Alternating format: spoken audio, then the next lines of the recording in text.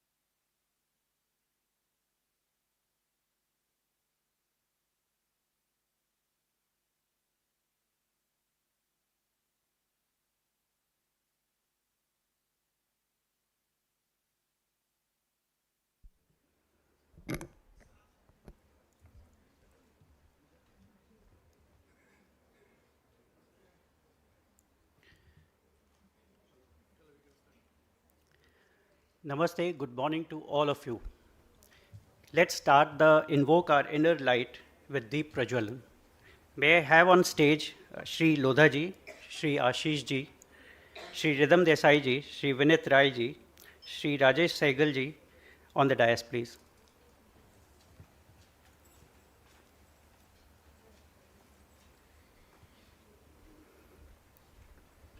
Anila ji and Suman ji to assist with the lighting of the lamp.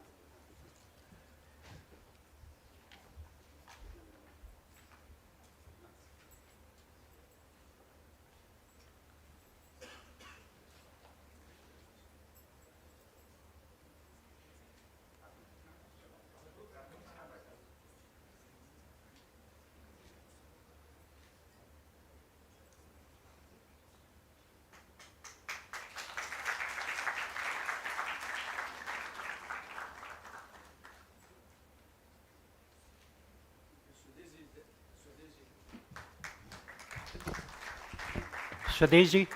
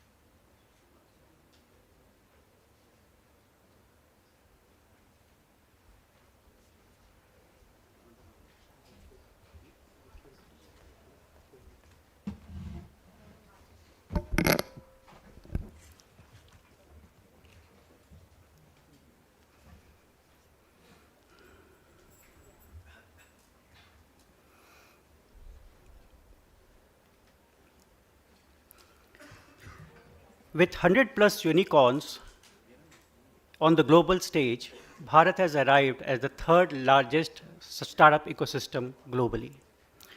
Respected Shri Mangal Prabhat Lodha ji, Honorable Minister of Skill Development and Entrepreneurship, Government of Maharashtra, esteemed Speaker Shri Ashish Chauhan ji, MD and CEO, National Stock Exchange, distinguished guests, ladies and gentlemen, distinguished keynote speaker Shri Ridham Desai ji, MD, Morgan Stanley.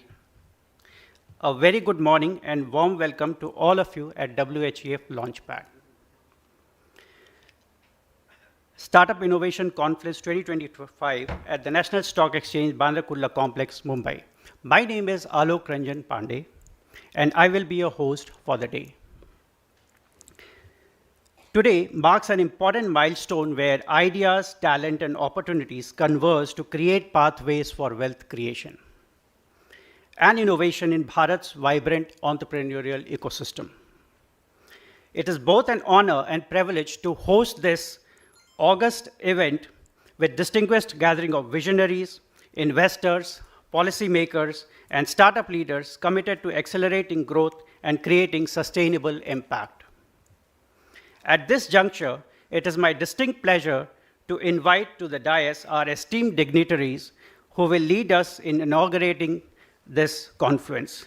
May I now kindly request the presence of our chief guest, Honorable Shri Mangal Prabhat Lodha ji, Minister of Skill Development and Entrepreneurship, Government of Maharashtra, to please join us on the dais.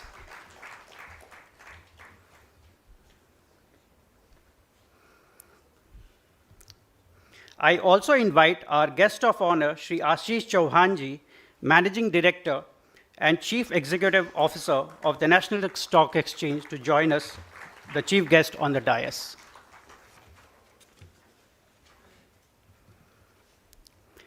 I warmly welcome our keynote speaker, Shri Ridham Desai ji, Managing Director of Morgan Stanley, who will shortly deliver the keynote address on the dais.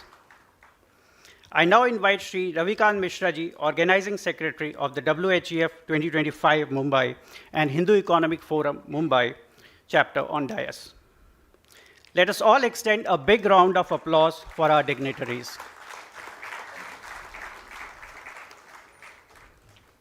It is my privilege to invite Shri Ravikant Mishra ji, Secretary of the organizing committee to deliver the welcome address and set the tone for WHEF Launchpad 2025.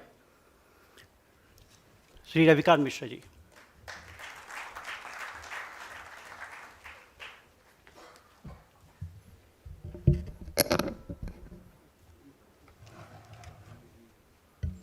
Namaste to all of you. Respected Mangal Prabhat Lodha ji, Honorable Minister of Skill Development and Entrepreneurship, Government of Maharashtra. Respected Ashish Chauhan ji, Managing Director and CEO, National Stock Exchange. Respected Ridham Desai ji, Managing Director, Morgan Stanley, Bharat. On behalf of World Hindu Economic Forum and Hindu Economic Forum, I extend a warm welcome to each one of you. It is our privilege to have such distinguished individuals join us for this important event. Before I introduce today's program, I would like to briefly share the vision and journey of World Hindu Economic Forum. World Hindu Economic Forum was founded with clear vision to make society prosperous by creating and sharing surplus wealth through promotion of enterprise and entrepreneurship. And that is how we have Lodhaji on this stage to talk about entrepreneurship. We believe that wealth creators play a vital role in the development of society. Our goal is to foster and support wealth creators, enabling them to generate surplus wealth and contribute to prosperity of the society. In line with Bharatiya values, we promote respect for business persons and wealth creators, much like in the ancient Bharat, where the business community known as Sethji was highly respected. We all know the present condition in Bharat about the businessman, respect for the business persons. It needs to change. That has been our effort right for the last 12 years. The strategy of World Hindu Economic Forum has got four-pronged approach. One is we organize global conferences annually in key cities around the world to bring successful business leaders, individuals, thought leaders, entrepreneurs, startups, and professionals on one platform. These events help participants to align with WHEF vision, encourage them for trust building, experience sharing, ideas exchange, technology transfer, investment decisions, and mentorship for emerging entrepreneurs. As of now, WHEF has footprints in 60 countries. In all those 60 countries, our members can go and do business. The groundwork of WHEF is done by Hindu Economic Forums. We operate through country-specific forums and chapters for day-to-day activities by organizing local conferences. This conference is part of the local conference. There are around 200 chapters spread all over the world doing this job on day-to-day basis. We have our policy advocacy program. We prepare policy papers that reflect industry feedback aligned with Bharatiya ethos. That's very important, that we believe in live and let live and Vasudhaiva Kutumbakam. So our policies which we will make will be as per that, to help government shape a holistic and supportive business environment. It is in contrast with unreasonable tariff war which is going on all around the world. If they follow our way of doing, this problem would not have come. The last one is, without money we can do nothing. That's why I believe in the philosophy of dharmasya moolam artha. So how we are doing it? Every business needs affordable capital. We aim to organize affordable capital for the startups and other businesses to support wealth creation. Today conference is dedicated to affordable capital. I will just give you a glimpse of what we have done so far. Since its inception in 2010 and first conference in Hong Kong in 2012, WHEF has come a long way. We have organized 10 major conferences, 2 in USA, 1 in UK, 2 in Thailand, 1 in Hong Kong, 3 in Bharat, and this year we had in Australia in August. We have lined up future conferences, 1 in Mumbai, 2025 in December, next again is in Mumbai in December, and then in 2027 we have in Nepal and Mumbai. And then in 2028 we will have in Mumbai and UK. So now you see every year we are going to have program. Sometimes it will be one program, sometimes it will be two programs at different places.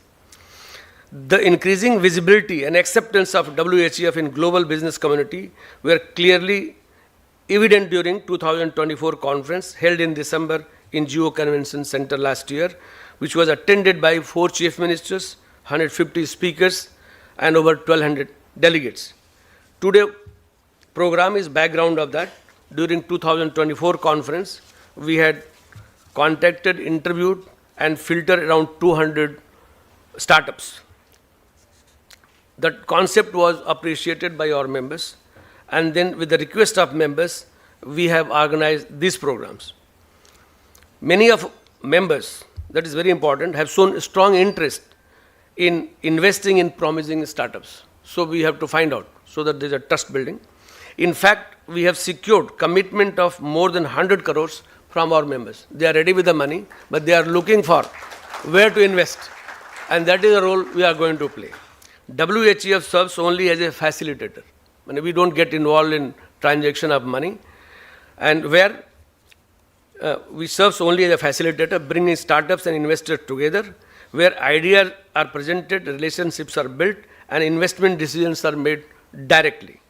Some of our startups participating today have already received funding from our members, and some of them are talking to our members for the investment.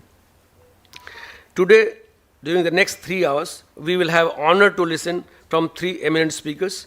Lodhaji will speak about the government of Maharashtra's initiatives in promoting entrepreneurship and skill development. Ashishji will talk about how startups can grow with IPO and listing. Ridham Desai is expert. He will talk about our roadmap till 2047 and how startups can take benefit from that. So these are the lineup.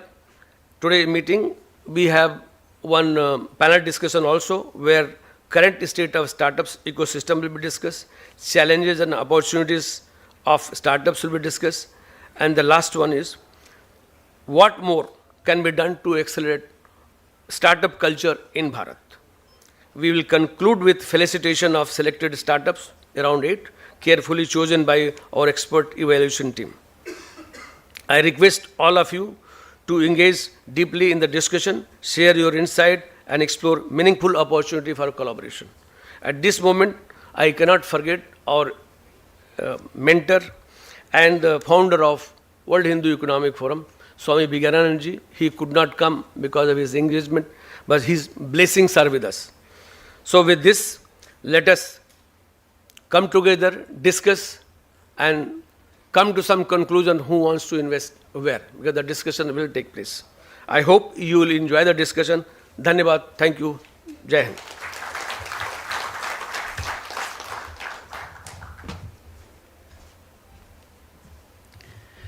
Thank you, Ravikant Mishra ji, for setting the tone for the proceedings of the day. May I now invite Shri Anil Singhi ji, who is the driving force, motivator, and catalyst behind WHEF Launchpad.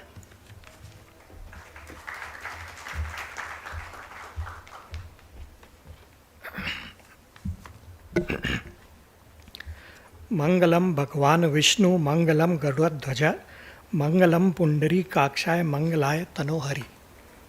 The sacred sloka evokes the blessings of Lord Vishnu, protector of dharma and prosperity. The word Mangalam meaning auspiciousness, harmony, and collective well-being. A coincidence that we welcome a leader whose very name carries the essence, Sri Mangal Prabhat Lodhaji. True to his name, Lodhaji has been a beacon of Mangalam through his remarkable journey. As a visionary entrepreneur, as a dedicated servant of the nation, and as a true champion of Hindu Dharma. His tireless services has strengthened not only society, but also the spirit of Sanatan values, nurturing cultural pride, uplifting communities, and working for the progress of our great nation. In his work, we see the living spirit of this shloka, Sarvjan Hitaya Sarvjan Sukhaya. With deep respect and with the spirit of Mangalam, let me welcome Sri Mangal Prabhat Lodhaji to bless Launchpad and and bless this gathering तालियों की गड़गड़ाहट के साथ।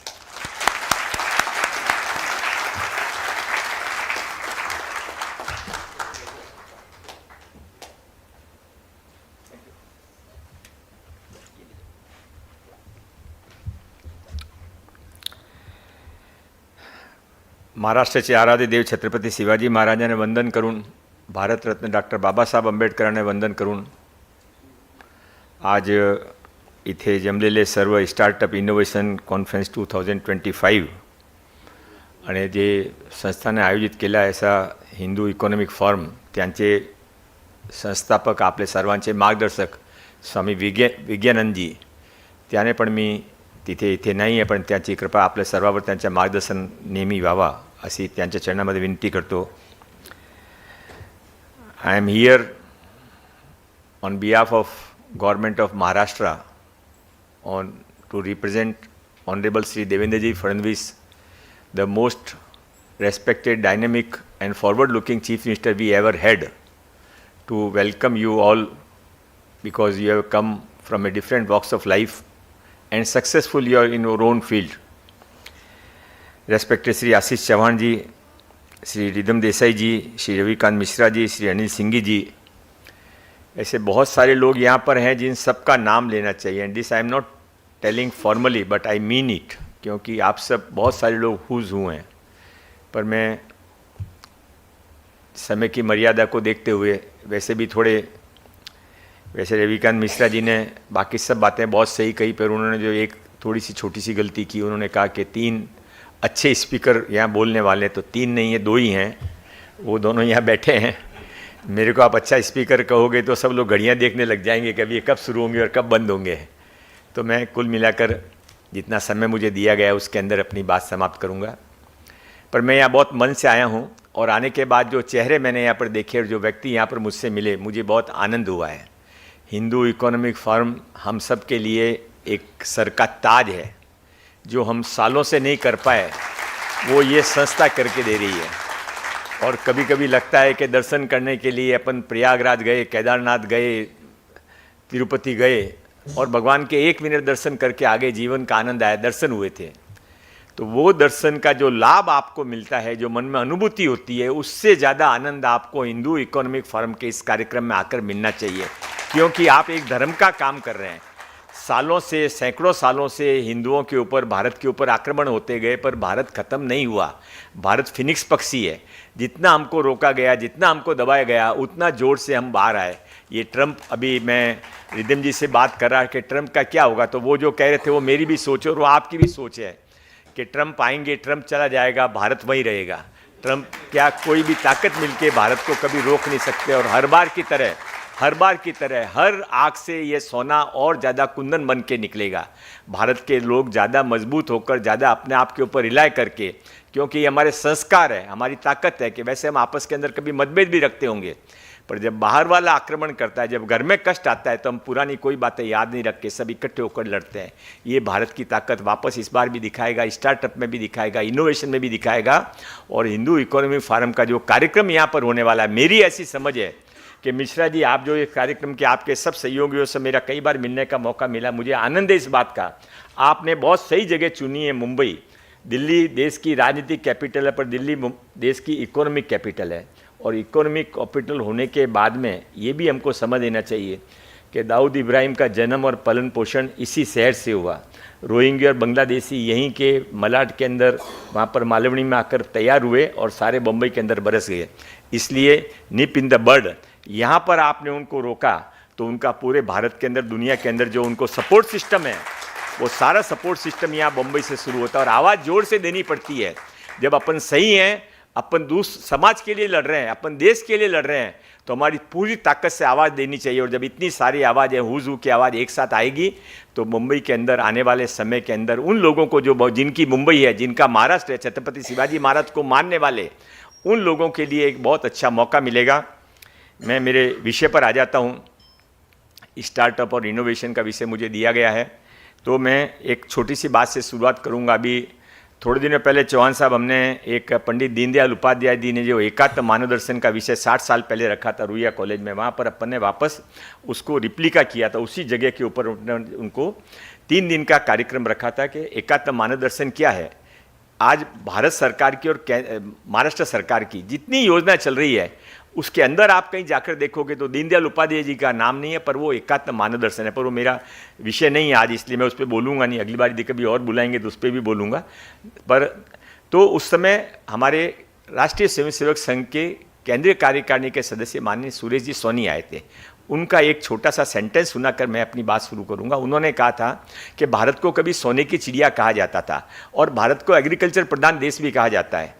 जिनको थोड़ा हिंदी में uncomfortable तो नहीं हो रहा है ना, बट मुझे लग रहा है कि ये मैं ज़्यादा अपनी फ्लो मेरी मेंटेन कर पाऊंगा। तो नहीं, जो लोग थोड़े बाहर से पढ़ के आए हैं उनको लग रहा है कि शायद वो इसमें नहीं है। तो सुरेश जी सोनी ने एक बात कही थी कि भारत को सोने की चिड़िया कहा जाता था और भारत को एग्रीकल्चर प्रधान देश भी कहा जाता था। तो ये दोनों कुछ मिक्स नहीं था। भारत एग्रीकल्चर प्रधान देश था, पर भारत उस समय भी भारत दुनिया के अंदर जो भारत की इकोनॉमी जीडीपी में कंट्रीब्यूशन था, भारत दुनिया भर को एक्सपोर्ट करता था और भारत सोने की चिड़िया करता था, वो केवल एग्रीकल्चर के कारण नहीं था। हम एग्रीकल्चर एक्सपोर्ट करते ही नहीं थे, हम तो एग्रीकल्चर बेचते ही नहीं थे। गाँवों के अंदर आप आपके दादी नानी कोई बैठी होंगी तो उनसे पूछना कि उस समय तो ये था कि खेती होती थी तो खेती की जो फसल निकलती थी ये मंदिर का हिस्सा, यह मेरे ससुराल वालों का हिस्सा, ये जो गांव के अंदर गौशाला उसका हिस्सा, ये समाज के जो लोग कमजोर है उनका हिस्सा, बाकी जो बचा है वो घर के अंदर जाता था और उससे अनाज बचा था। हम अनाज को बेचना उस समय पाप समझा जाता था। उसके बाद भी यदि भारत सोने की चिड़िया था तो क्यों था? उसका कारण ये है कि भारत का, उनके शब्द में नहीं दोहरा सकता पर उनका भाव दोहरा रहा हूं। वो भाव ये था कि उस समय भारत का हर घर स्टार्टअप था। एक भी महिला ऐसी नहीं थी कि जो काम नहीं करती थी। कोई चक्की पीस रही है, कोई पैकेजिंग कर रही है, कोई कूलर बना रही है, ये सब जो स्टार्टअप घर घर में चलता था, इसके लिए भारत सोने की चिड़िया था। और वापस अब समय आ गया है कि वापस भारत के स्टार्टअप को गांव में छोटे छोटे हर घर में पुनर्जीवित किया जाएगा। अदानी, अंबानी, बिरला, बांगर्स, इन सब के बड़े होने से भारत बड़ा होगा क्या? तो नहीं होगा भारत बड़ा। भारत बड़ा तब होगा जब भारत का हर साधारण व्यक्ति अपने आप में स्फूर्ति, ताकत और कॉन्फिडेंस महसूस करे कि मैं भी इस समाज का, इस देश का एक महत्वपूर्ण हिस्सा हूं। और वो तब होगा जब उसके हाथ को काम मिले, उसके ज़रूरत का उसको सामान मिले।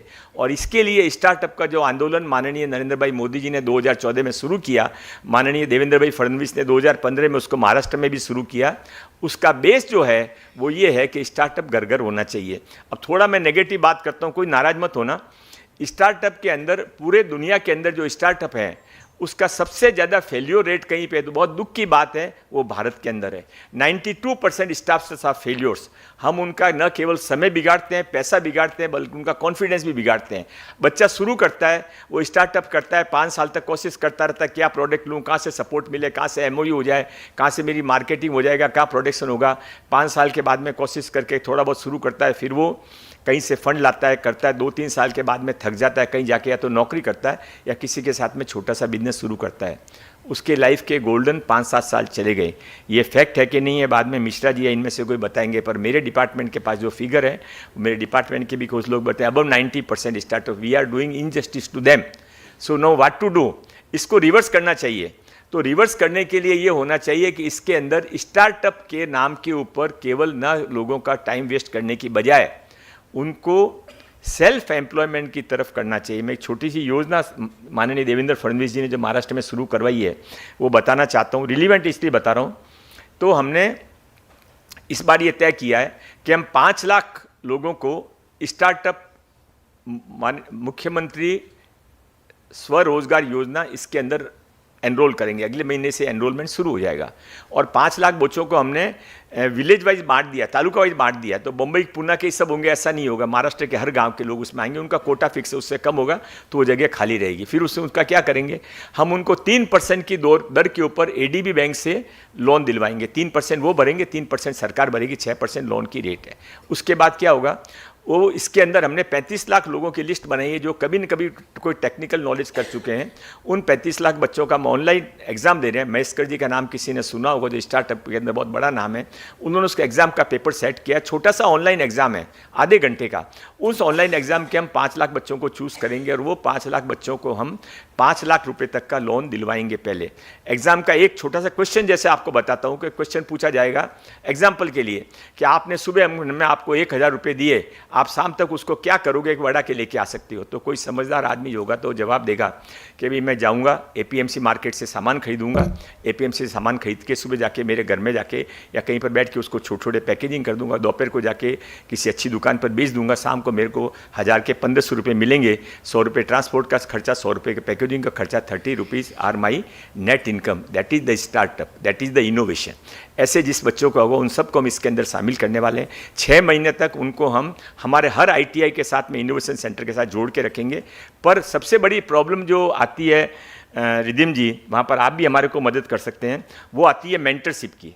हम बच्चे को तैयार तो कर देते हैं, पर परिवार में क्यों बच्चों को हम संभाल के रखते हैं, बड़ा होने तक बच्चे को माँ ऐसे रखती है, क्यों रखती है? क्योंकि उसको मेंटरशिप की ज़रूरत है। चिड़िया पक्ष भी देखो तो अपने बच्चे को घोंसले में संभाल के रखती है, उसको मेंटरशिप की ज़रूरत है। हमारे स्टार्टअप को मेंटरशिप का मतलब ये है कि उसको हमने पैसा दिया, मेंटरशिप का मतलब ये है कि उसको हमने कॉन्फ्रेंस में अपने एग्जीबिशन का हॉल लगाने को दिया। उसको हटकर हमने हर गांव के हर तालुके के अंदर एक 10-10 लोगों की मेंटरशिप कमेटी बनाई है, एक इनोवेशन सेंटर बनाया है। वहाँ पर उस गांव के बच्चों को रेगुलर बेसिस के ऊपर आकर काम करने की जगह, क्योंकि काम करने की जगह भी एक चाहिए। आप रूम में बैठकर जिम करो और जिम में जाकर जिम करो, उसमें फ़र्क पड़ता है। तो वो जिम उसको वहाँ पर जाके करने को मिले, उसको काम करने को मिले, मेंटरशिप मिले, पैसा मिले, सपोर्ट मिले, एटमॉस्फेयर मिले। वो 25 लाख बच्चे जो हमारे 5 लाख बच्चे हैं, उन 5 लाख बच्चों को 6 महीने बाद एक एग्ज़ाम और होगा, उनसे हम 1 लाख बच्चों को चूज़ करेंगे।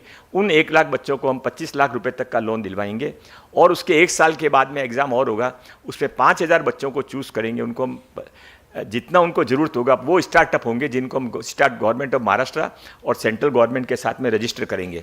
तो ये जो 5000 बच्चे आए, ये 5000 बच्चों में से अनसक्सेस की रेट अभी 10% से ज़्यादा नहीं रहेगी, क्योंकि पूरा प्रोसेस करके आए। और हमारी ये भी होप है कि जिन शुरुआत के 5 लाख बच्चों से हम 1 लाख बच्चे को चूज़ करने को देख रहे हैं, उसमें 2-3 लाख बच्चे तो हमारे एग्जाम में आएंगे ही नहीं, हमको मना कर देंगे कि नहीं मैं तो जाऊँ, खुश हूँ, मैं हेयर कटिंग सैलून चला रहा हूँ, खुश हूँ, मैं मिट्टी के सामान बना रहा हूँ, खुश हूँ, मैं वड़ा पाव का दुकान को नई तरह से पैकेजिंग करके कंपनियों में सप्लाई करता हूँ, आई एम हैप्पी। हमारा काम सेल्फ एम्प्लॉयमेंट है, हमारा काम है लोगों को, महाराष्ट्र का एक भी बच्चा बेरोजगार नहीं रहे, महाराष्ट्र के एक भी बच्चे को ऐसा नहीं लगे कि मैं कुछ करना चाहता था और ये सरकार और समाज मेरे साथ में नहीं रहा।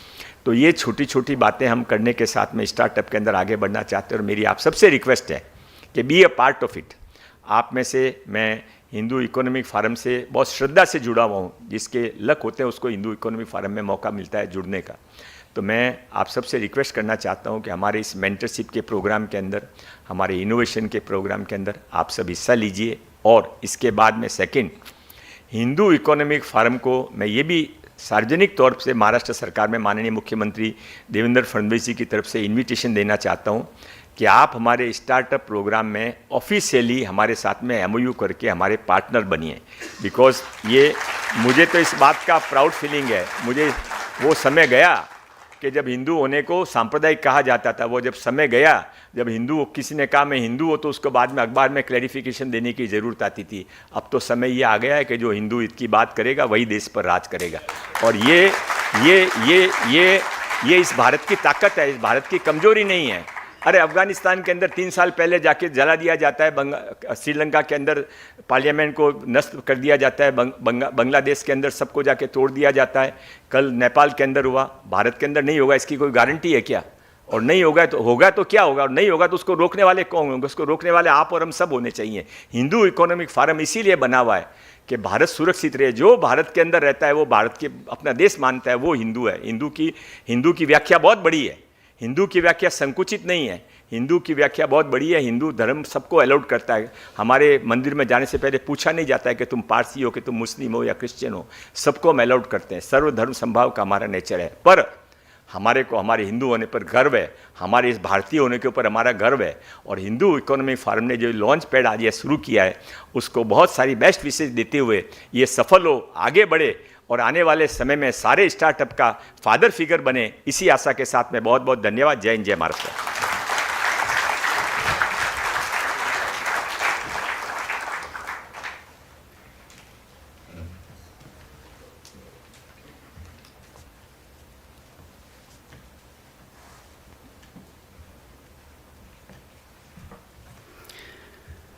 Dhanyavad Shri Mangal Prabhat Lodha ji for the wonderful rendition and wonderful speech.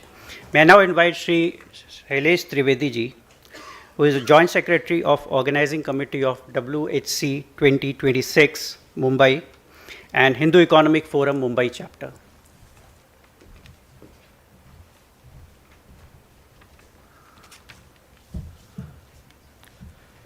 Namaste. Namaste, distinguished guests, ladies and gentlemen. It is indeed an honor to be introducing Shri Ashish Kumar Chauhan ji, the Managing Director and CEO of National Stock Exchange of India. He is a technocrat from IIT Mumbai, IIM Calcutta. He was part of the founding team at NSE, the very same building we are sitting in.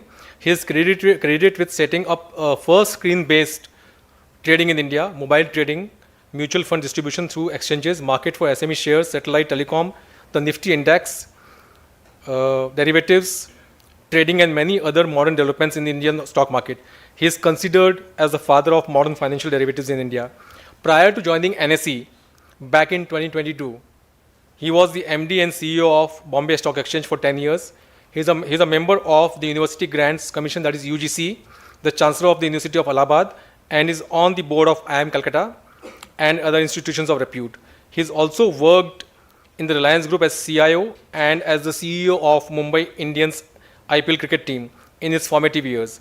He has been awarded many awards in India and abroad, including the recent CEO of the Year by Asia Asset Management in 2025, Most Influential CEO by CEO Monthly in 2024, Lifetime Achievement Award from Global Custodian at Singapore in 2023, and many more.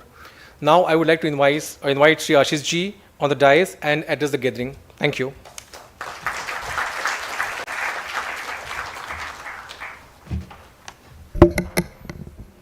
आदरणीय Shri Mangal Prabhat Lodha ji, Shri Ridham Desai, Shri Vineet Rai, Shri Prakash Bagla, Shri Shivvrat Das, Shri Ravikant Mishra, Shri Shailesh Trivedi, members of the Hindu Economic Forum, friends from the media, colleagues from NSE, distinguished guests, ladies and gentlemen, we are honored today by the presence of Sri Mangal Prabhat Lodha ji, a leader who is helping steer Maharashtra and our nation towards unprecedented growth.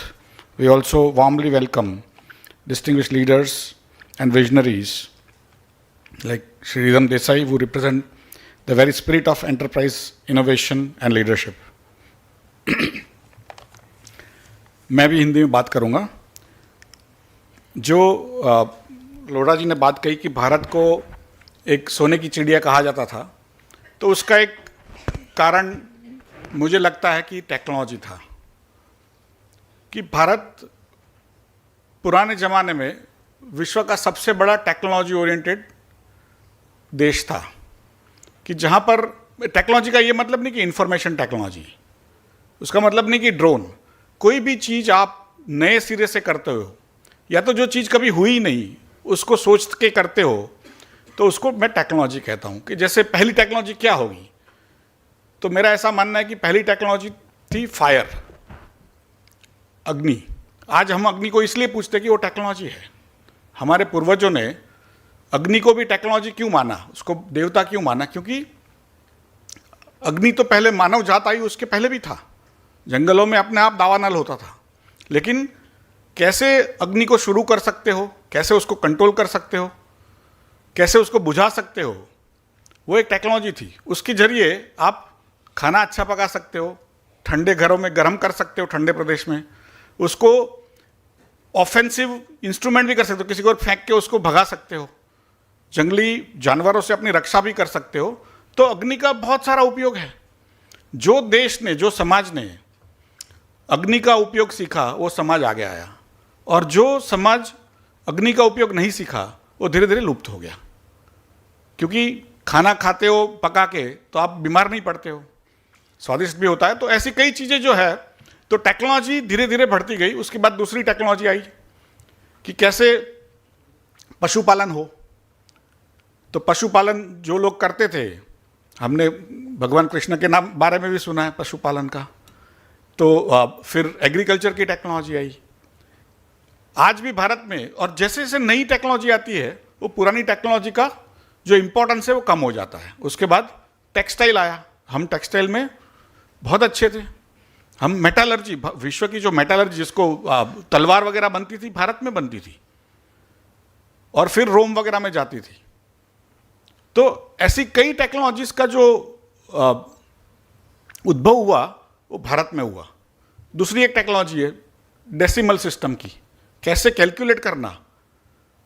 आप Roman numeral ले लो, try करो उसको multiply करने का, वो दोहरी की जो गूंच होती है उससे ज़्यादा गूंच हो जाएगी, समझ में नहीं है क्या कर रहे हो। तो भारत ने ऐसी कई टेक्नोलॉजी बनाई और उसके जरिए उन्होंने, हाँ स्वाभाविक है कि हमारे लोग समुद्र में भी गए, इंडोनेशिया, मलेशिया, गल्फ, आगे रोम तक गए। और 3000 साल पहले, 4000 साल पहले भी उल्लेख है रोम की वहाँ पर कि रोम का जो सोना है वो भारत में आता है। और रोम की जो सेनेट थी वो कहती थी जूलियस सीजर के समय कि भाई भारत से इंपोर्ट कम करो तो हमारा सोना कम जाएगा। तो उस समय भारत की जो नाम था वो सोने की चिड़िया था। लेकिन करीब 1000 साल पहले हम टेक्नोलॉजी को इस्तेमाल करना छोड़ दिए, नया डेवलप नहीं करते हैं तो दूसरे लोग भी सीख लेते हैं, धीरे धीरे करके आगे आ जाए। तो 1000 साल पहले जब आक्रमण शुरू हुए, 1-1500 साल पहले, तो हमने नई टेक्नोलॉजी का बनाना छोड़ दिया और अपनी हायरार्की में पड़ गए कि तुम हमारे से ऊपर, हम तुम्हारे से नीचे, उसी में पड़ गए। तो टेक्नोलॉजी को हमने छोड़ दिया, हायरार्की में लग गए। इसलिए 1000 साल तक लोगों ने हम पे आक्रमण भी किए, राज भी किया। तो मेरा ऐसा मानना है कि जो देश टेक्नोलॉजी को एडप्ट करता है वही देश, वही समाज ऊपर आता है। और भारत, जब अंग्रेज भी आए तभी भी भारत विश्व का 35% जीडीपी था, लेकिन टेक्नोलॉजी हमसे अरबों ने सीखी। अरबों ने आक्रमण किया, सभी टेक्नोलॉजी, जीरो की भी टेक्नोलॉजी, जो डेसिमल सिस्टम है, आप यहां पे से जाओगे अरब और अरबस्तान में तो कहेगी हिंदू न्यूमरल, लेकिन वो लोग हिंदू न्यूमरल सीख करके उन्होंने स्पेन में, इटली में, यूरोप में जब भी उस पर आक्रमण करके उनको जीता तो यूरोपियन को लगा कि ये अरब लोग ने इसका एक तरह से इजहार किया है, तो उसको वो लोग अरबिक न्यूमरल कहते हैं।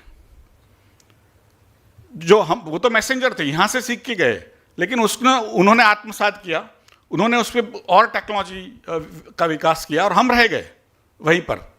हमने उसका मंत्र बना दिया, कभी कभार उच्चार कर लेते हैं, उसको कैसे समाज में उपयोग करना है, उससे कैसे नई चीजें बनानी है, एक दूसरे के साथ कैसे मिलके करना है, वो हमने कभी सोचा नहीं। तो कहीं ना कहीं, और फिर जब यूरोपियंस के पास ये टेक्नोलॉजी गई अलग अलग तरीके की, जो करीब करीब 80% टेक्नोलॉजी हमने ही बनाई थी, वो जब उनके पास गई तो उन्होंने सीख के बड़े जहाज बनाए, बड़े बंदूक बनाए, बड़े तोप बनाए, हमें आके गुलाम बनाया। जो देश टेक्नोलॉजी को ग्रहण करते रहेगा वो देश आगे आएगा। और टेक्नोलॉजी का जो वेव्स आता है वो स्लो आता था। पहले जो अग्नि की टेक्नोलॉजी थी प्रॉब्ली 10 लाख साल लगा होगा विश्व में घूमने के लिए, सब लोगों को एडप्ट करने के लिए। एग्रीकल्चर की टेक्नोलॉजी को 1-8 लाख साल लगा होगा, पशुपालन को 2 लाख साल लगा होगा। लेकिन 400 साल पहले एक नया फ्रेमवर्क बना कि ये जितनी भी टेक्नोलॉजीज थी वो धीरे धीरे फास्ट बढ़ने लगी। तो उसमें इंडस्ट्रियल रिवोल्यूशन नाम की चीज़ आई। तो इंडस्ट्रियल रिवोल्यूशन में यूरोपियन ने जितनी भी टेक्नोलॉजी थी उस पर और बढ़ावा किया, दूसरे देशों को गुलाम भी बनाया, लेकिन उन्होंने नई नई चीज़ें और बनाई, जैसे टेक्सटाइल मिल बनाई, रेलवेज बनाया, स्टीम इंजन बनाया, कई चीज़ें बनाई। और उसकी वजह से जब अंग्रेज भारत छोड़ के गए तो भारत का टोटल जीडीपी वर्ल्ड में 2% था। जब वो आए तो 35% था। जब वो छोड़ के गए उन्होंने हमारा बहुत लूटा, लेकिन जीडीपी लूटने का नहीं होता है, वो तो धन लूट के गए। जो आपके हाथ में हुनर है वो तो आप बनाते रहोगे, लेकिन उनके पास जो टेक्सटाइल मिलें बन गई तो हमारे तो हाथ से काम करते थे, हम नहीं कर पाए उनके साथ कंपटीशन। उन्होंने जो डिफेंस के इक्विपमेंट बनाए हम नहीं कर पाए।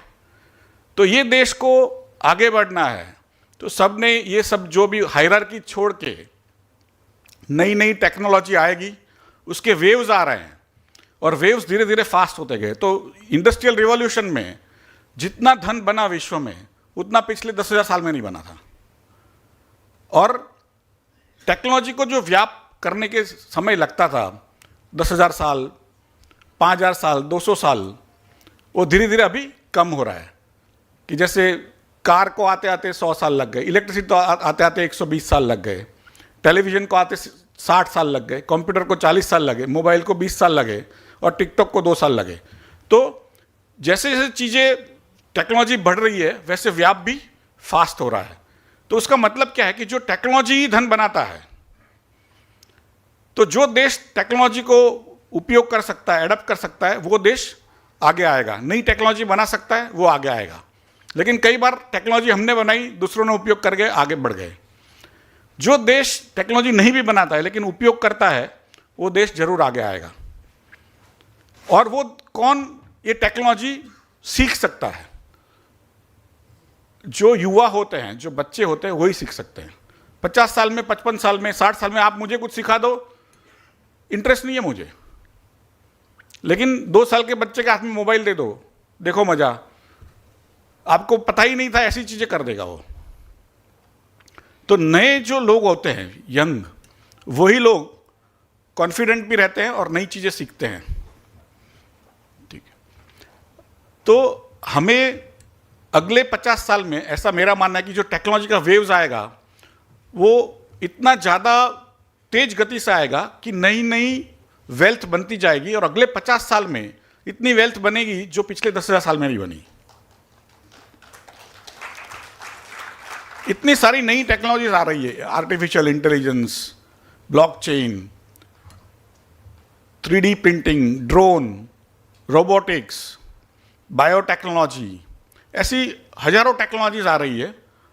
और वो कौन देश है, कौन समाज है जो इसका ग्रहण करेगा? जो समाज ग्रहण करेगा, इस्तेमाल करेगा, वो आगे जाएगा। और युवा लोग कर सकते हैं, जो देश में युवा है और वो आगे देखते हैं, नहीं के पीछे। जिसको पीछे जाना है वो टेक्नोलॉजी ग्रहण कर ही नहीं सकते। तो हमारे विश्व में देखेंगे तो जापान अभी ऑलरेडी ओल्ड हो गया, average age is about 50-55। China suddenly old हो गया 1 चाइल्ड पॉलिसी के कारण। 2100 की साल में चाइना का पॉपुलेशन इंडिया से आधा होगा। आज इंडिया और चाइना समान है, 2100 की साल में चाइना का पॉपुलेशन इंडिया से आधा होगा, ऐसा आज के हिसाब से लोग बता रहे हैं, जो प्रिडिक्शन करते हैं। कल ही मैं कोरिया से आया, साउथ कोरिया में, ऐसी स्पीच थी मेरी। तो वहां पर भी आज जितनी जनसंख्या है, अगले 50 साल में उनकी आधी हो जाएगी। भारत ही एक देश है जो युवा भी है और टेक्नोलॉजी ओरिएंटेड है। हमारे इर्द गिर्द भी 2 देश है, पाकिस्तान और बांग्लादेश, वो भी युवा है, लेकिन उनको पीछे जाना है। उनको वो जीवन जीना है जो 1600 साल पहले लोग जीते थे, हमको नहीं जीना है वो। हमारे युवा जो है वो आज मोबाइल लेकर के यूपीआई से ट्रांजैक्ट करते हैं। विश्व में कई चीज़ें जो है, आज जितना भी चीज़ें बनती है, आपको कई, मैंने वहाँ पर भी पूछा लोगों ने कि भाई एआई तो आपने बनाया नहीं, आप इतने बड़े टेक्नोलॉजी के महारथी हो गए भारत, तो आपने एआई का जो फंडामेंटल मॉडल नहीं बनाया। तो मैंने कहा हमने बनाया नहीं, लेकिन हमने यूनिक्स भी नहीं बनाया था, हमने पाइथन भी नहीं बनाया था, हमने पास्कल भी नहीं बनाया था, हमने फोर्ट्रान भी नहीं बनाया था। लेकिन सबसे बेहतर, सबसे अच्छा यूज़ करने वाले कौन है? भारतीय है। आज भी आपको लग रहा है भारत ने नहीं बनाया एआई, ऐसी बात नहीं है। गूगल का जो सेंटर है भारत में, वो एआई गूगल के लिए बनाता है, हमको लग रहा है अमेरिका ने बनाया, वो हकीकत नहीं है। गोल्डमैन सैक्स का जो बेंगलोर का सेटअप है, उसमें भी 50,000 से 1 लाख लोग गोल्डमैन सैक्स का पूरा बैक ऑफिस यहीं से चलाते हैं, उसमें भी एआई का इस्तेमाल करते हैं, वो खुद के लिए भी बनाते हैं। तो विश्व में जितने भी फिडेलिटी देख लो, इसका कोई बिजनेस नहीं है इंडिया में, उसके भी 25,000 लोग यहाँ पर है। बोनी करके कंपनी है, बैंक ऑफ न्यूयॉर्क, वो करीब $50 ट्रिलियन का कस्टडी करती है। पूना में 50,000 लोग हैं उनके, हमने नाम भी नहीं सुना होगा। तो 3,000 कंपनियां हैं आज भारत में जो विदेशी है, उनका नाम हमने नहीं सुना है। उन्होंने भारत से उनको कोई लेना देना नहीं, लेकिन भारत का टैलेंट को इस्तेमाल करके वो लोग अपने लिए, अपने देश के लिए, अपने समाज के लिए अच्छी चीज़ कर रहे हैं। बैक ऑफिस कर रहे हैं, सॉफ्टवेयर डेवलप कर रहे हैं, एआई बना रहे हैं, बाकी सब चीज़ें कर रहे हैं। इवन बायोटेक्नोलॉजी की कंपनियां हैं, उनका भी रिसर्च सेंटर यहाँ पर। आज 3000 कंपनियों ने भारत में ये सिस्टम्स डाली है और स्वाभाविक है हमारे लोग भी उसमें सीख रहे हैं। ऐसा नहीं कि आपने किसी के लिए काम किया तो आपके मन से चला गया, वो अपने मन में तो रहता ही है। फिर वही बच्चे बाहर आके नई चीज़ें बनाएंगे। तो अगले अगेन आप यूरोप में जाएंगे तो जापान में लिया, ओल्ड हो गए, चाइना ओल्ड हो गया, इंडिया यंग है। यूरोप जाओगे, म्यूजियम हो गया, ओल्ड हो गया। अमेरिका जाएंगे, इस बार उनकी इस साल 2025 में जनसंख्या पहली बार कम हुई है, क्योंकि इमिग्रेंट का देश है, इमिग्रेंट्स आते थे। इस बार उन्होंने इमिग्रेंट्स को भगाना चालू कर दिया, धीरे धीरे करके उनकी जनसंख्या भी कम हो जाएगी। तो जो देश में टेक्नोलॉजी का ग्रहण होगा अगले 50 साल में, कौन सा देश कर सकता है, वो भारत है। और भारत, मैं कई बार कहता हूं कि 1000 साल में जब टेक्नोलॉजी की रेस हुई, उसमें हम स्टेडियम में भी नहीं थे, दूर दूर तक नहीं थे। आज टेक्नोलॉजी की रेस में हम फर्स्ट लाइन में हैं। और दूसरा एक चीज है, वो है कैपिटल। पहले जब भी बड़ा बिजनेस करना होता तो आपके पास बड़ा धन होना चाहिए था। तो हम में से बहुत कम लोगों के पास बड़ा धन होता था। हमको कभी उम्मीद ही नहीं हुई बचपन में भी कि हम कोई बिजनेसमैन बने। हमको तो नौकरी की आशा थी। जो बेस्ट चिल्ड्रन थे, मेरे दोनों माता पिता सरकारी नौकरी में थे और हमें इसलिए पैदा करके ही बोला गया था कि भाई तुम अच्छे विद्यार्थी हो तो तुमको सरकारी नौकरी लेनी है। तो हमने भी सरकारी नौकरी ली थी बाद में भी, IIT IIM करके भी, क्योंकि कभी उम्मीद ही नहीं थी कि खुद कुछ कर पाएंगे। लेकिन इसका कारण ये था कि कैपिटल नहीं था, और कैपिटल के बगैर बिजनेस नहीं कर पाते थे। दूसरा कि थोड़ी एक जो कास्ट थी, वही लोग बिजनेस में जानकार थे, कैसे ये सब करते। बाकी सब जो आर्टिजन थे, जो मंगल प्रभात जी ने कहा कि कोई कुल्हड़ बना रहा है, कोई ये कर रहा है, वो आर्टिजन थे। अपने इर्द गिर्द बेच दिया, खत्म हो गया। नहीं बिका तो नहीं बिका, बिका तो बिका, पापड़ बना लिए। लेकिन बड़े बिजनेस कैसे करते हैं, विश्व में कैसे व्याप्त करते हैं, वो हमने आदत ही नहीं थी। थोड़े कैसे फाइनेंस जुटाते हैं, कैसे अकाउंटिंग करते हैं, कैसे बैलेंस शीट करते हैं, कैसे इनकम टैक्स से निपटते हैं, कैसे ये सब अधिकारी आते हैं अलग अलग चीज लोग बंद करने के लिए, उनसे कैसे निपटते हैं, वो भी किसी को पता ही नहीं था। हमको भी पता नहीं था। हम तो मैनेजमेंट करे, फिर भी किताब में पढ़ते हैं। किताब में पढ़ के आपने स्विमिंग सीखा है कभी? वो तो पानी में तो तैरना पड़ता है ना। तो हमने कभी खाली किताब ही पढ़ते गए, और अपने वहां किताब पढ़ के उसको याद करने की एक अच्छी विधि है कि हमारे जितने भी इकोनॉमिस्ट फॉरेन में जाते हैं, वो 150 साल पहले की किताब पढ़ लेते हैं, उसको एकदम आत्मसात कर लेते हैं और आज आके हमको सिखाते हैं। वो अमेरिका नहीं यूज करता उसको, वो इकोनॉमिक्स को अमेरिका यूज नहीं करता, चाइना नहीं करता, लेकिन हमारे लोग वहां बैठ के हमको सिखाते कि ये बुक में ये लिखा है। जैसे हम आज वेद का, कोई भागवत का कोई श्लोक बोलते हैं, वैसे ही यहां बाके बोल देते हैं। वो ठीक है, अपनी जगह पे ठीक है, लेकिन अल्टीमेटली नया इकोनॉमिक शुरू हुआ है, नया जीवन शुरू हुआ है, जिसमें कैपिटलिज्म की नाम की जो व्यवस्था थी, जिसमें बहुत धन चाहिए था धन बनाने के लिए। आज टेक्नोलॉजी वहां पर पहुंची है कि जहां पर आपको थोड़ा सा धन, ज्यादा एक्सपोजर, ज्यादा बड़ा मार्केट, कोई भी व्यक्ति मेहनत से बिलियंस बना सकता है, बहुत बड़ा धन। तो उसको मैं कहता हूं कैपिटलिज्म विदाउट कैपिटल, कि जो पहले कैपिटल की जरूरत पड़ती थी आज उसकी जरूरत नहीं है। इसका मतलब नहीं कि आप, ऐसी भी बात है, लोगों ने हजारों करोड़ डाल दिए कोई बिजनेस में और उसका आउटकम जीरो आया, और किसी ने 5 पैसा नहीं डाला लेकिन मेहनत करी, अच्छा काम हुआ, तो आज स्विगी, जोमेटो हजारों करोड़ के मालिक है ना बच्चे। उनके पेरेंट्स के पास कोई पैसा नहीं था, लेकिन उन्होंने आइडिया निकाले, किसी और ने पैसे दिए। तो छोटा सा धन आपको चाहिए, और वो भी नहीं होता है। आज मेरे आपके पास वो धन भी नहीं होता है कि 2 करोड़ 5 करोड़ भी हम बिजनेस में डाल पाए, बच्चे भी डाल पाए। तो इसी के लिए फॉरेन के जो वेंचर कैपिटलिस्ट है, वो यहां पर आके हमारे बच्चों को फाइनेंस करते हैं, और जब वो कंपनियां बड़ी बनती है, स्विगी, जोमेटो, तो ज़्यादा से ज़्यादा एक्चुअली फायदा उनको होता है। तो हम क्यों ना करें हमारे बच्चों के लिए, हमारे यंगस्टर्स के लिए, जो उनके पास आइडियाज है, एग्जीक्यूशन की कैपेसिटी है, उसको अच्छा मार्केट दिलाए, जो यहाँ पे बड़े बुजुर्ग बैठे हैं उनका हैंड होल्डिंग करे, उनको बड़ा मार्केट दिखाए। और आज एनएसई में करीब 12 करोड़ निवेशक है, यूनिक। 23 करोड़ अकाउंट है, 12 करोड़ यूनिक इन्वेस्टर है, कि जो डिब्रूगढ़ में कोई बैठा है, जोरहाट में बैठा है, कोई लद्दाख में बैठा है, कोई अंडमान निकोबार में बैठा है, वो भी अपना 1000 रुपया आपके आइडिया में ना डालने को तैयार है। 12 करोड़ लोग आज भारत में निवेश करते हैं। 22% ऑफ इंडियाज हाउस होल्ड्स आज भारत में निवेश करते हैं। 9 करोड़ हाउस होल्ड्स, 25% विमेन, और किसी के भी आइडिया में वो निवेश करते हैं। ऐसा नहीं कि सिर्फ अंबानी के या अडानी के आइडिया पे, मेरे आपके आइडिया पे भी वो आपने अच्छी स्टोरी है, आपका अच्छा काम चल रहा है, उनको भरोसा है कि आपका बिजनेस आगे बढ़ेगा। तो एनएसई ने एक फ्रेमवर्क बनाया कि कई बार हमें लगता है कि जब अंग्रेजी अखबार पढ़ते हैं लगता है कि वेंचर कैपिटल जो है सभी को उपलब्ध है। समटाइम्स ऐसे कि भाई trace passers will be funded. हकीकत ये नहीं है। 10,000 में से एक ही व्यक्ति को कुछ भी फंडिंग मिलता है इन लोगों से, वो भी उनका जानकार होना चाहिए, उनका दोस्त यार होना चाहिए, तभी मिलता है। लेकिन 9,999 लोग क्या करेंगे? ऐसा नहीं कि उनका बिजनेस खराब है, क्योंकि you cannot decide A प्रायोरी before hand कि कौन सा बिजनेस ठीक रहेगा। तो इसलिए एनएसई ने एनएसई इमर्ज नाम की एक सेगमेंट बनाया है, जिसमें आप 2 करोड़ रुपया जुटाना है तो भी जुटा सकते हो। आज 2 करोड़ रुपया में कांदीवली में भी फ्लैट नहीं आता, वो भी आप दूसरे लोगों से जुटा सकते हो।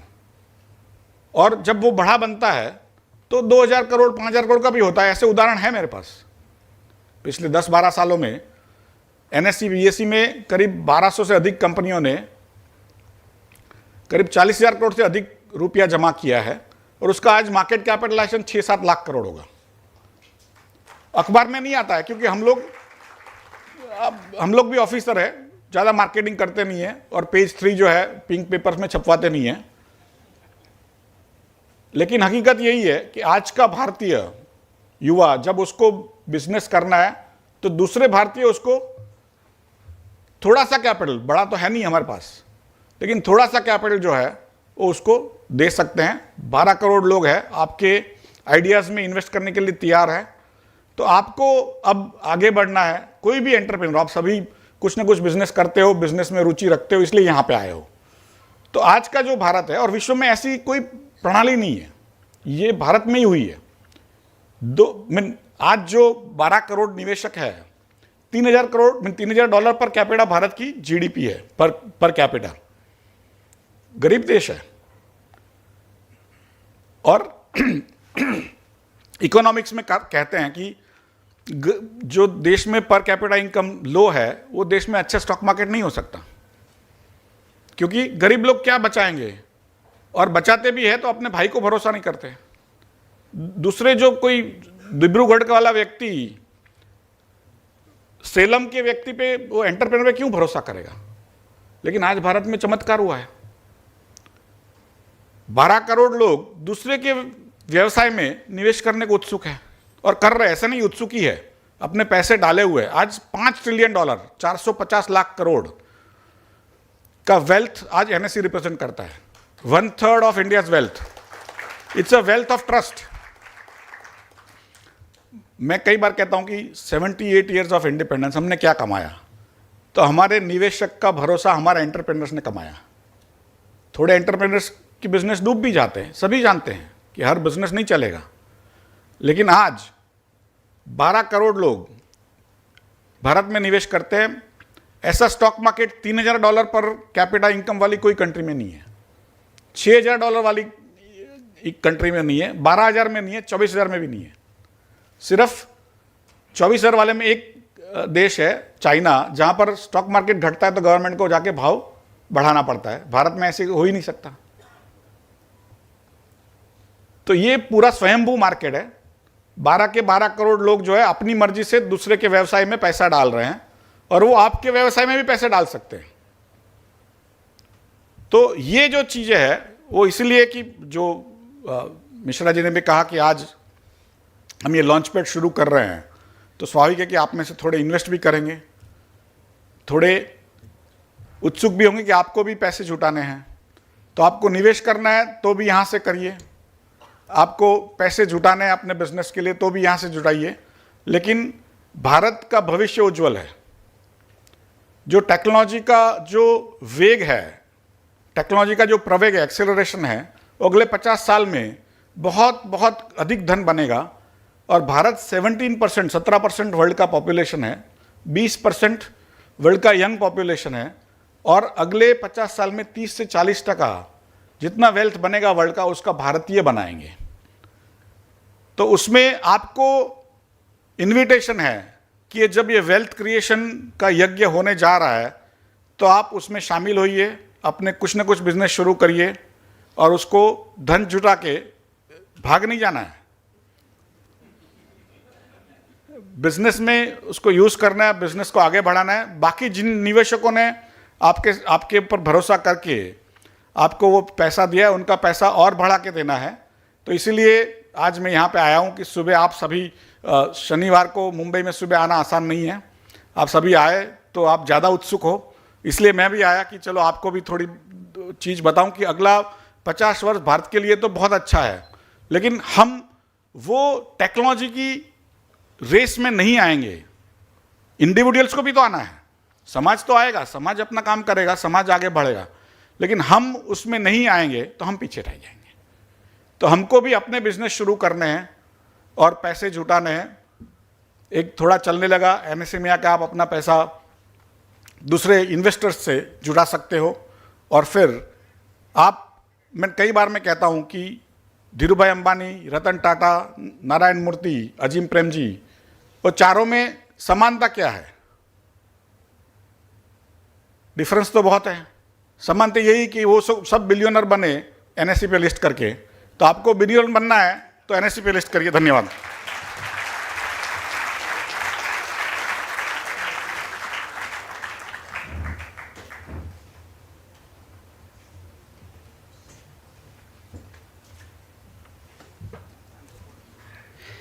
धन्यवाद श्री आशीष चौहान जी।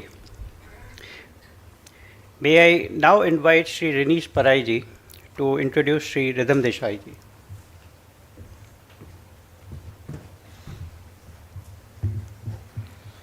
Namaste. It is my honor to introduce one of our very distinguished guests today, Shri Ridham Desai ji. Shri Ridham Desai ji is the Managing Director at Morgan Stanley. He heads Morgan Stanley's equity research team, which is the top-ranked team in the country, and is consistently recognized among Bharat's leading equity market strategists and analysts in his career spanning over 34 years. He represents Morgan Stanley in public debates on equity markets and the economy, contributes regularly to media, and has authored several of the top influential reports. Beyond markets, he serves on the advisory board of Project Mumbai, a not-for-profit dedicated to improving the quality of life for Mumbaikars. I kindly request Shri Ridham Desai ji to share his thoughts and speak a few words. Thank you.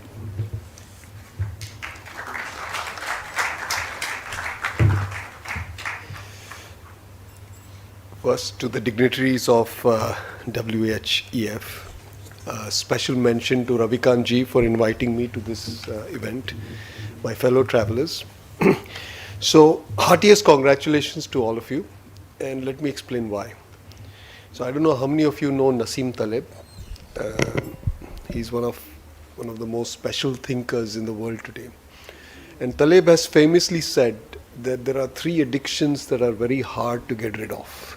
So one is sugar, the second is intoxicants like drugs, alcohol, nicotine, and the third is monthly salary.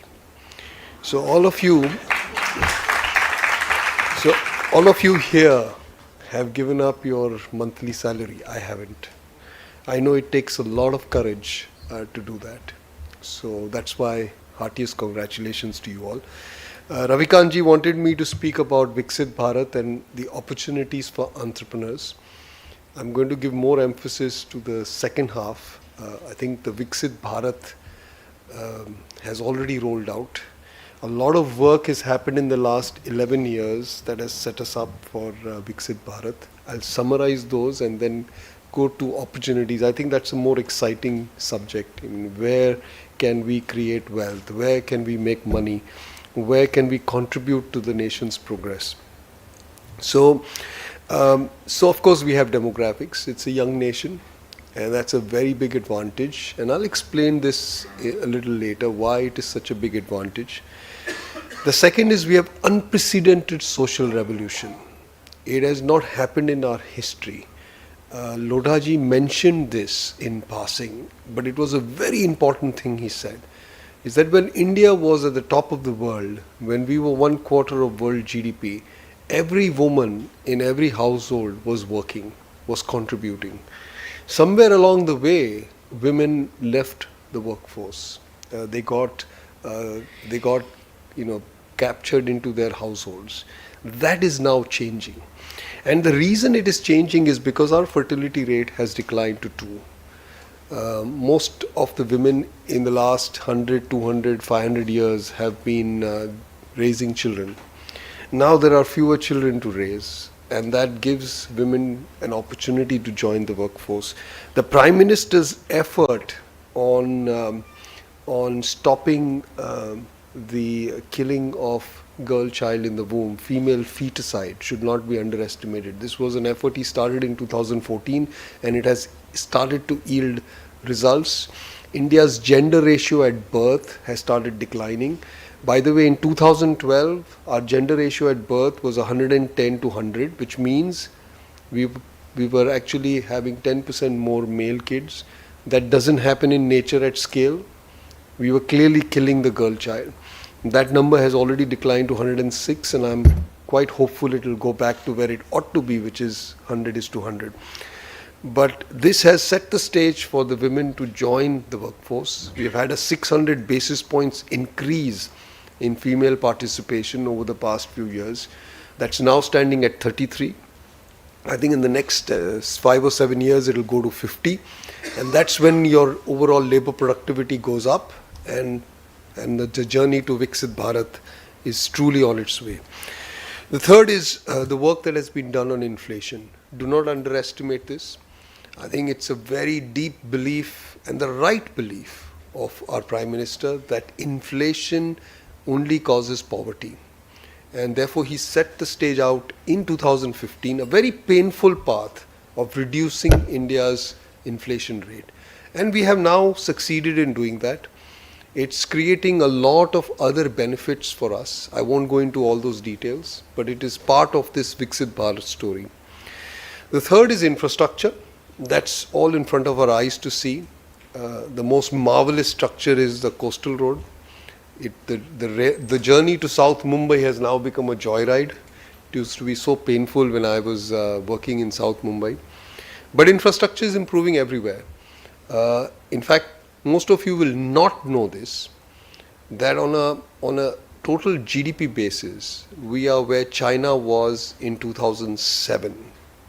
But if you take the total quantity of infrastructure we have right now, we are between 30 and 50% ahead of what China was in 2007. So we're already making progress which is faster than China. People make this mistake of comparing today's India with today's China, but we are about 18 years behind. So we have to compare today's India with China of 2007. So we'll probably get to today's China in the next 8 to 10 years, about 10 years ahead of where China is right now. The fifth reason is all of you.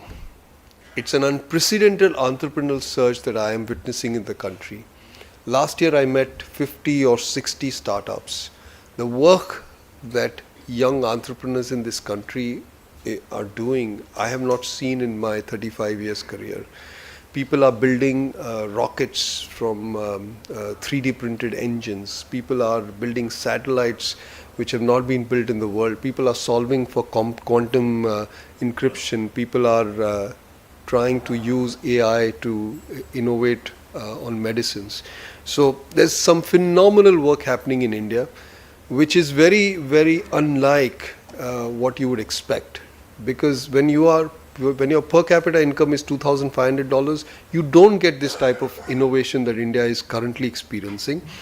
And of course, credit has to also go to the government because they are very focused on innovation-led entrepreneurship. The digital infrastructure has already yielded fruits, and there's more on its way. I won't talk about it. Then, of course, the National Stock Exchange and the point that Ashish made about the fact that 11.8 crore unique investors in this country. This is the coming of the domestic risk capital creation. 10 years ago, we largely depended on foreign capital, and foreigners would not have backed your ventures, but domestic investors will. And this is a growing pool of risk capital which solves for one of the biggest problems of entrepreneurship, which is capital. And finally, there is still work to be done. The journey to Viksit Bharat will depend somewhat on how quickly we can ease doing business.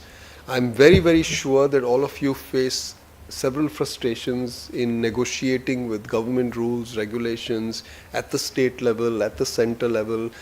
And the good news is that a lot of this is getting unwound as we speak. In fact, what I understand from my sources in Delhi is in the next 1 month, we're going to get unprecedented easing in the doing of business. So this is clearly an environment you want to be, and you want to be an entrepreneur. So that is the story of Viksit Bharat. We could go on and on, but Ravikantji has reminded me that I have 20 minutes and I'm actually about 8 minutes into this. So we will try and come up with a few ideas.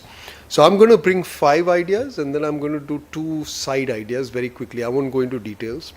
So the first idea is the point on demographics. So what people represent.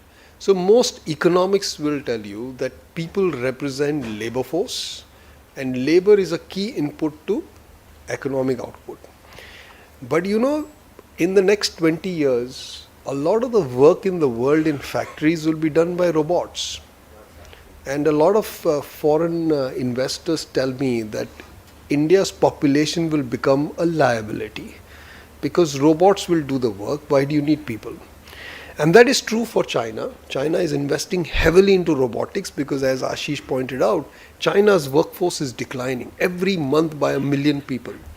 In 10 years, they would have lost 12 crore people from their workforce. In contrast, India will have increased its workforce by about 12 crore people. So why would demographics be an advantage? Well, the reason is very simple, and you don't need to think about this. See, robots don't wear clothes, they don't buy cars, they don't take vacations, they don't eat food. All they need is metal and electricity and a little bit of circuitry. All these things are done only by human beings. And the fact of the matter is that India will have the highest consumption opportunity in the whole world because we will have people who will want to do all this. I mean, ultimately, if robots run factories, they will make stuff for whom? For themselves? No, they'll make it for people. So India has got the world's best consumption opportunity, and it is an area where you want to put your hands into. We have a very unique income pyramid. We have a lot of people who are very poor, who almost cannot afford a second meal. I guess, it's a guess, I don't know exactly, but I think 10 crore people yesterday in India slept without dinner because they just cannot afford it. They live sub-Sahara. They are living in extreme poverty. Then we have, the next layer, and then the middle class, and then we have at the top end, we have about 50 lakh people who can buy everything on this planet. They can buy a BMW car, they can buy a Rolls Royce, they can buy an iPhone, they can buy the next business class vacation to the south of France. Now the amazing thing is that this entire pyramid is lifting. So in the next 10 years, about 10 crore people will become middle class in this country. But even more significantly, we will have 2 crore people who will reach the top of the pyramid, quadrupling of our rich people. Some of you will be in that category already, and others will join that list. And that represents a consumption opportunity that is very unique in the world. In the history of the world, the class of rich people has never quadrupled in 10 years. India will experience that. It's no surprise, therefore, that Apple is increasing its production of iPhones in India, because last year all of iPhone growth came from one country, India.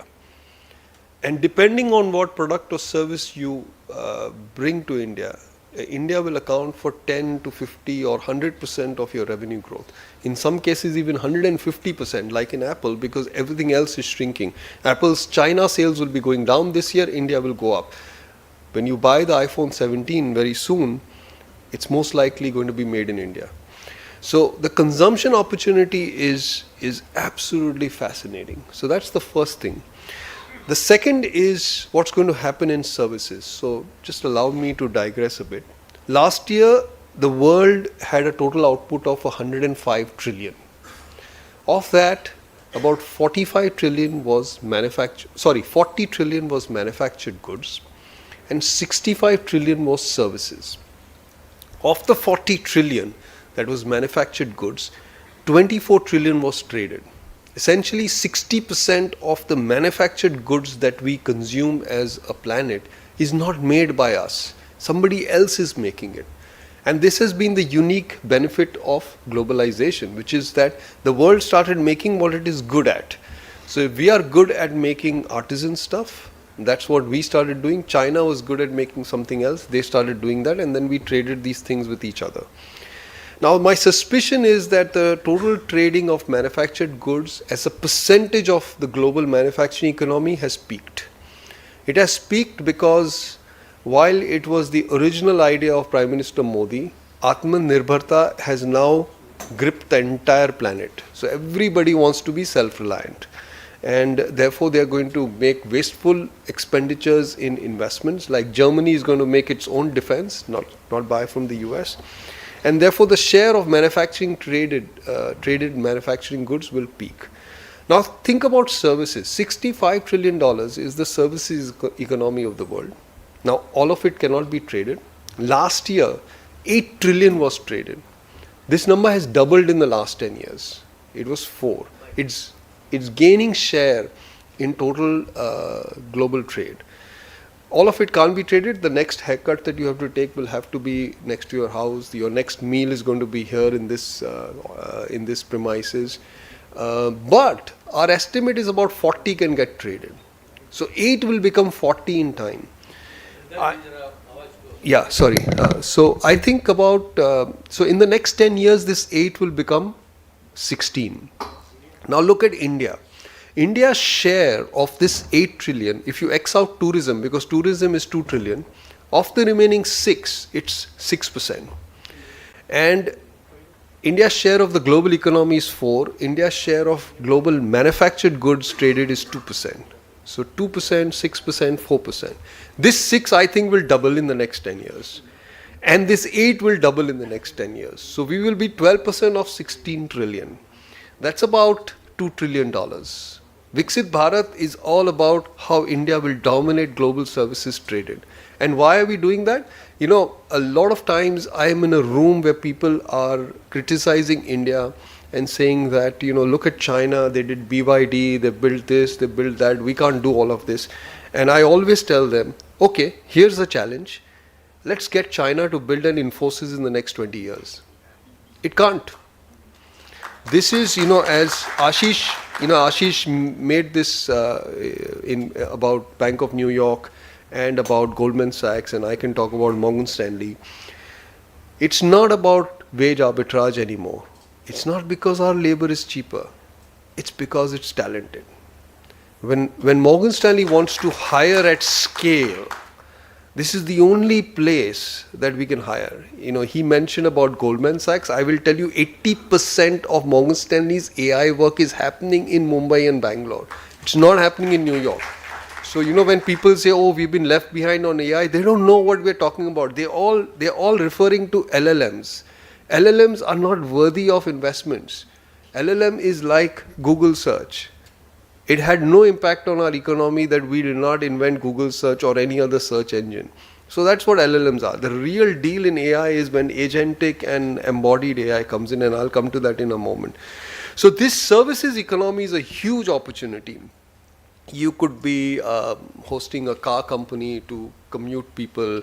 You could be creating manpower support. You could be creating supply chains, restaurants. You could be creating education, skilling facilities. There's so much of ancillary entrepreneurship that will get built around this services economy. The third is energy. So last year, India consumed about 850 watts of energy per person per day. That's about 1/5 of the amount of light that's there in this room. That number in the US was 9,000. In Europe, it was 10,000. So it's a staggering amount of energy that an average American consumes. It's about what 5 elephants would eat in terms of food in a single day.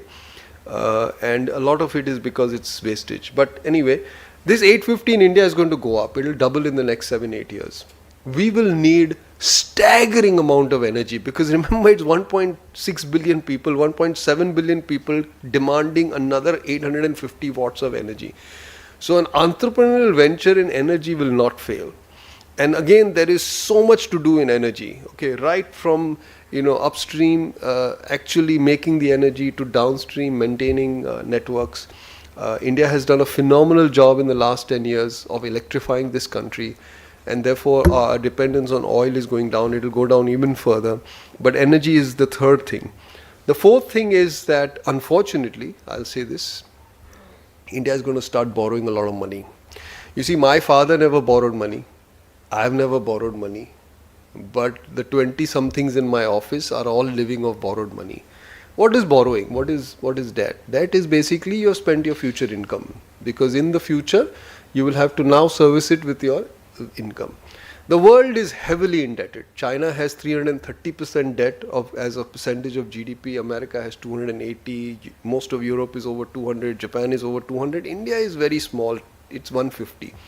And usme bhi only 75% is in the private sector. This number will go up exponentially in the next 10-15 years. It will go up a lot in the next 30 years. It will all end very badly in 50 years. I won't be around to see that. Some of you will be around still to see that, but that's 50 years away. In the meanwhile, it's a huge business opportunity, okay? Whether you can source clientele for actual lending, whether you can actually do the lending, whether you can build fintechs, it's a massive business opportunity. And finally, of course, manufacturing. Manufacturing will gain share as a percentage of GDP for no other reason but for the fact that we have the consumers and they need to be serviced, and it is better to do it onshore than do it offshore. Apple has made this choice in 2016. Louis Vuitton has still not made that choice, but will make that choice in my view in the next 5 years. Others will all come. You have an opportunity to build businesses around manufacturing, which may go straddle sectors like defense, autos, deep tech, embodied AI, etc. The two side ideas which I am very excited about, and this one idea I called about 5 years ago, and I was dead right, so I'm very proud of it, is the revival of spiritualism. And this is not just happening by chance. It's a very systematic effort that started in 2014, and the revival of Sanatan Dharma has led to a massive amount of business. And you can see that. I remember talking to the CEO of Indian Hotels when I was standing in Kashi about 4 years ago. There was no hotel room available. Taj has only one hotel had only one hotel. And I was telling him that, Puneet, you don't have a hotel in Prayagraj. You don't have a hotel in so many spiritual centers in India, and it's going to be a massive missed opportunity. Now, of course, Taj is building 3 hotels in Prayagraj, is building 2 more hotels in Kashi, and it is happening. There is something that has changed. And that change, I don't think is temporary, it is permanent. And that, I think, is a great business opportunity as well. It's good for the country.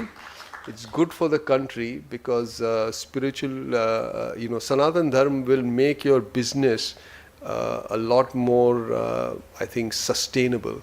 But it's also a business opportunity. And the last idea that I'll leave behind is something that has not yet unfolded, but I'm hopeful that it will unfold, and that's the farm sector.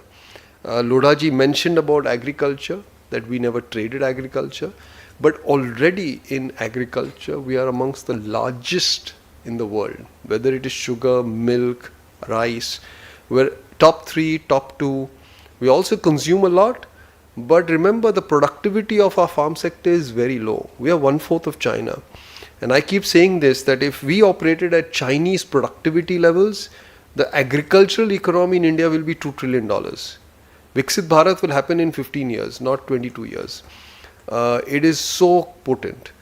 And what it needs is some changes in the laws. The Prime Minister tried to do that but got pushed back. Hopefully we get that again, and if that happens, really of all these 7 that I listed, the biggest will be the farm sector. But it has still not happened, so keep that in mind. So with that, I'll conclude here. I think I'm just over the 20-minute mark. But say something, the tariff, how it is going to affect? no, the tariff will be over by November. There's no tariff going to stay. Yesterday, President Trump gave an interview in which he said that the levy of tariff has spoiled India and US relationships, and the endeavor is to reverse that damage. So I think tariffs will be gone faster than they came. And India is also trying to help the president to go off ramp. So I'm quite hopeful that, as our Commerce Minister said, I think by November we should have a deal. If it doesn't come, then the impact is about 20 to 40 basis points. But I think in the meanwhile, we would have done quite a bit of reform, like GST. GST is very, very potent. It will probably lift India's GDP growth by 50 basis points. So it will more than offset the tariffs. Thank you.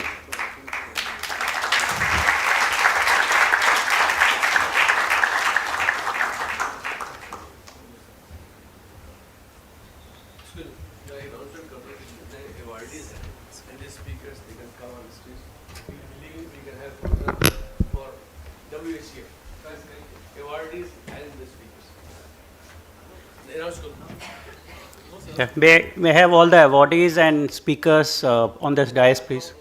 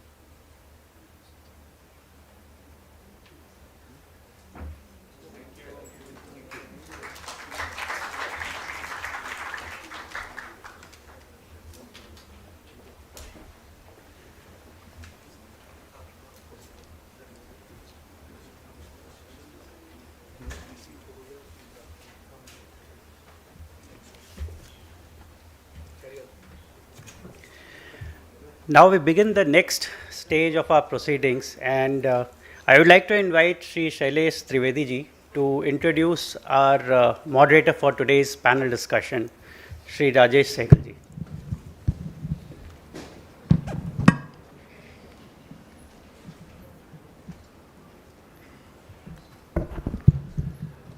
Namaste. As we know, Bharat has now third largest startup ecosystem in the world with over 1.59 lakh DPIIT recognized startups and more than 100 unicorns, signaling a transformation where innovation and entrepreneurship define global competitiveness. This is where World Economic Forum is playing a role. We are trying to create an ecosystem for Hindu entrepreneurs, which was not existing. So this is a step in right direction, and we hope to create a big impact. And I just would like to announce one more thing, that we are going to have one bigger event World Hindu Economic Forum 2025 in December at Grand Hyatt. So where will we allow the startup to pitch in, the new startups, the budding young entrepreneurs to come and pitch. So that's one thing I want to announce. Now may I invite Shri Rajesh Saigal ji to set the tone for today's panel discussion, ideas, talent and opportunities for the wealth creation. Shri Rajesh Saigal ji is managing partner at Equanimity Investments. He is a seasoned investor and an alumni of Wharton School and XLRI. He is a CFA Institute charter holder with a postgraduate diploma in securities law. With experience in finance, marketing and management, he has made several angel investments since 2007, giving him a ringside view of startup ecosystem and a strong track record of mentoring and guiding emerging ventures. Mr. Rajesh ji, thank you.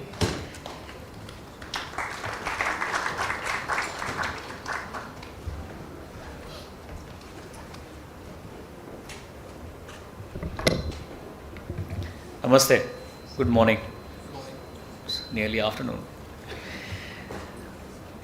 Yeah, I think most of the key messages have already been delivered by speakers before me, including the Honorable Minister, Ashish ji, Ridham, etc.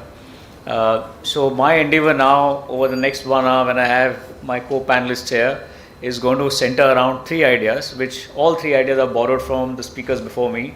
They've made my life easier. I've jotted them down. The first one is ideas. You know, when you want a very exuberant ecosystem, when you want a lot of economic activity to happen, everything has to start with an idea. And as speakers before me said, ideas is where everything starts. In India, I think the one thing that I can guarantee that we have plenty of is ideas. Everybody here will have an idea, right? How many of us here are entrepreneurs? Building something. There you go. So every one of you here who raised their hand has have ideas. And I can assure you that even those who didn't raise their hands now also have ideas.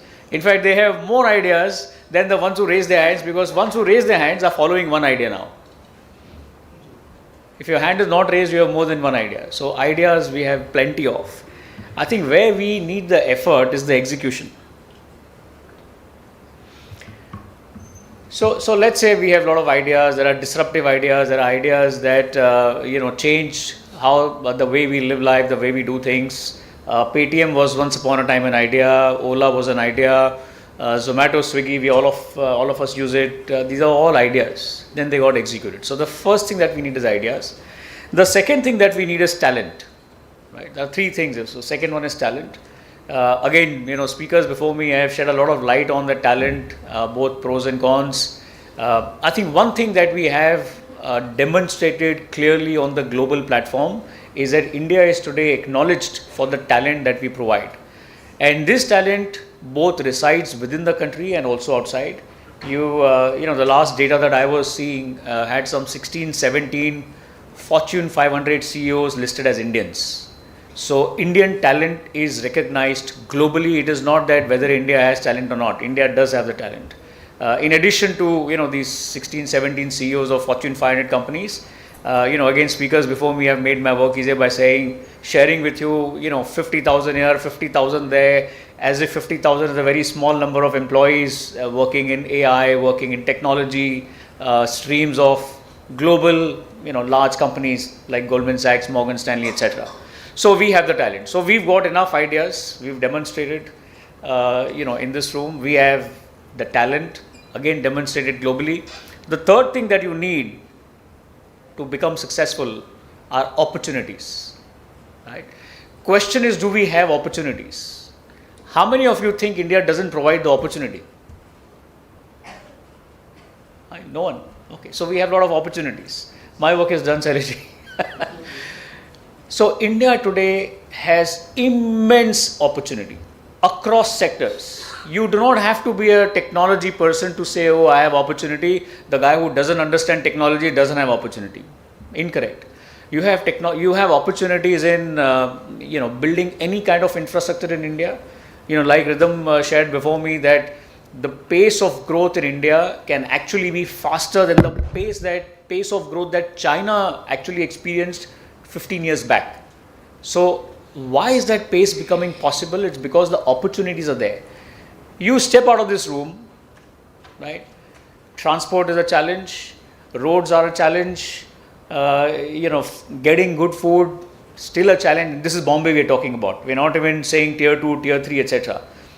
All of these challenges, according to me, are opportunities. So challenges and opportunities are two sides of the same coin.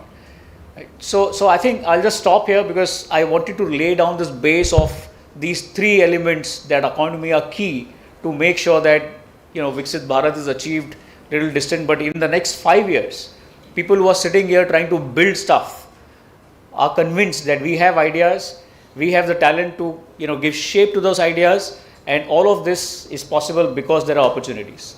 So Shailesh, I'll stop here and let's get the other panelists on board as well. Thank you.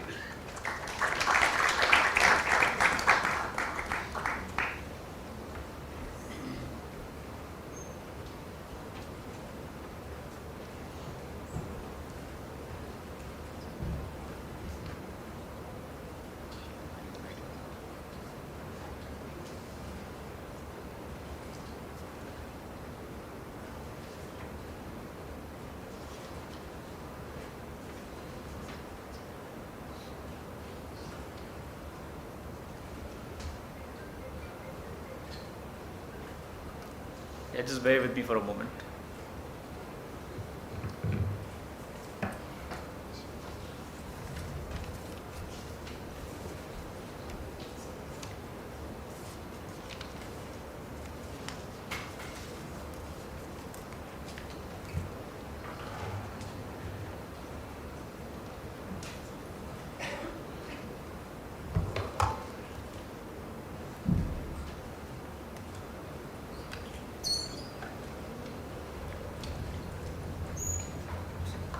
I'm just sorry.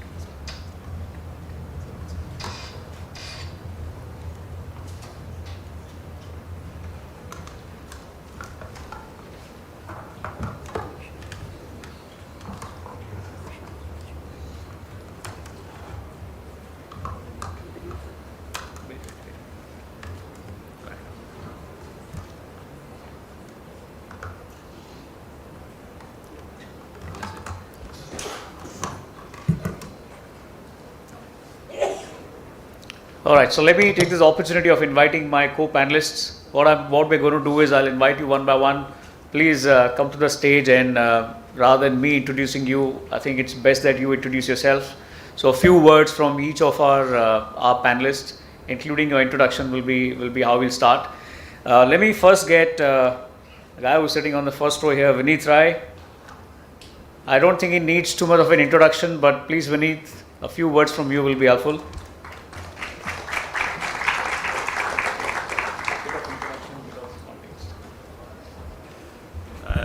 I think since we are going to be on the panel, मैं brief ही रहूँगा. मेरा नाम विनीत राय है. I belong to UP, was born in Rajasthan, so sort of a national integration. Avishkar is an old fund. We've been around for 25 years. I think we are India's third fund. Manage around $1.2 billion. Largely invest in rural India. Started with rural India. Invest in anything that actually creates impact and creates scale. So that's my background.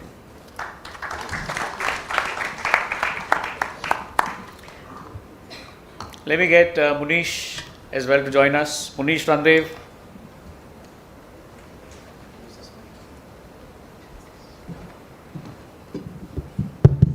Good morning, guys, and namaste. My name is Munish. I am the founder and CEO of Servant Family Office. Have been investing for the last 30 years. Have set up 4 businesses in the past for multiple brands, and now creating something for India, in India, hopefully for the world.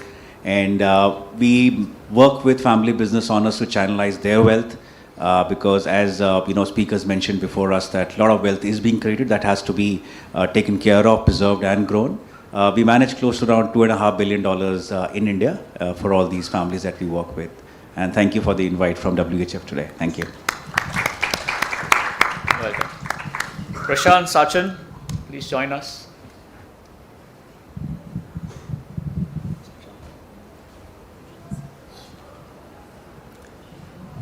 Prakash Bagla in the meantime. Mr. Prakash, please. Yes.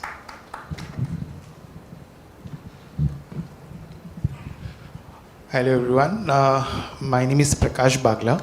I'm a part of Motilal Oswal Alternates. This business was started in 2005. So effectively I joined the firm in 2006.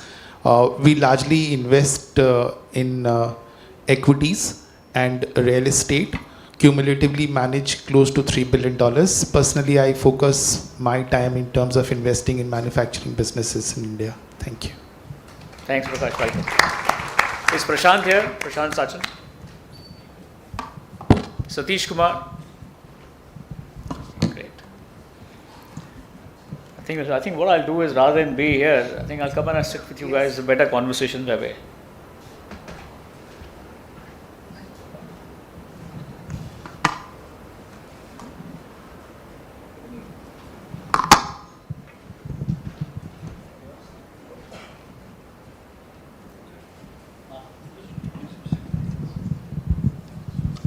नमस्ते, मेरा नाम प्रशांत है और मैं बैंगलोर से आया हूँ यहाँ पे।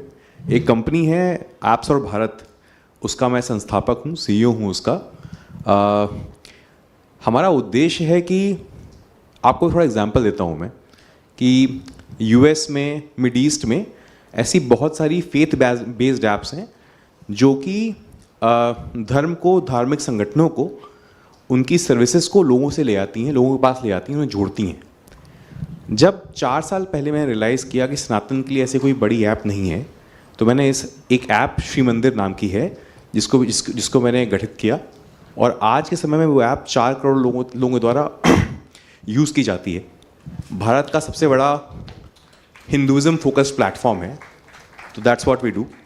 आइडिया ये है कि ऐप्स और भारत के माध्यम से can we create multiple products and services which serve people who believe in this faith, give them information access, services and access to temples.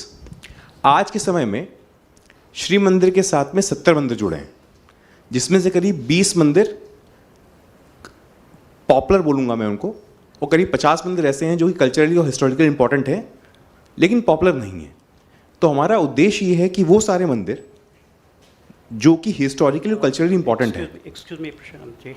I think we also need Shivabrata Das ji. Please be on the stage. Sure. उनको लोगों से जोड़ा जाए और उनके लिए आर्थिक रास्ते खोले जाएं ताकि वो टेम्पल सेल्फ सस्टेनेबल हो पाएं। I am happy to be here. Thank you.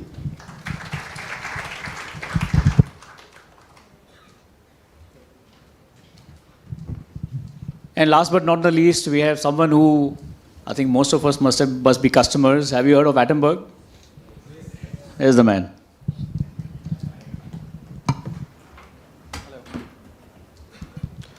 नमस्ते, मेरा नाम शिवम है। I am founder of Attenberg Technologies. So we are an engineering-led, product-led, consumer durable company.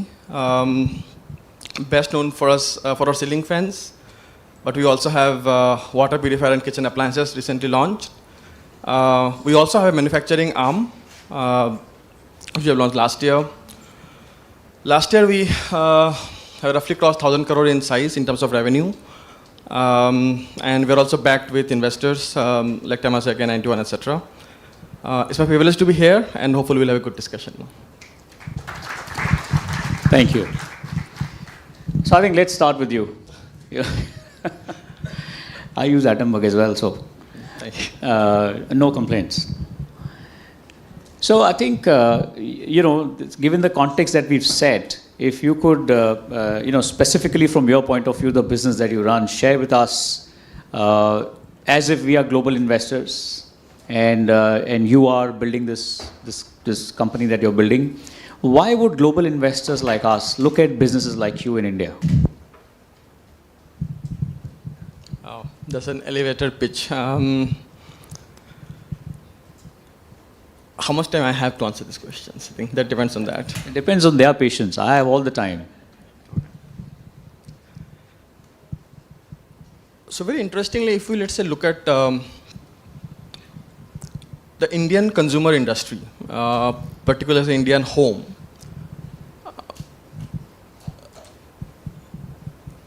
let's hear about, let's say, air conditioner, mobile phone, washing machine, etc.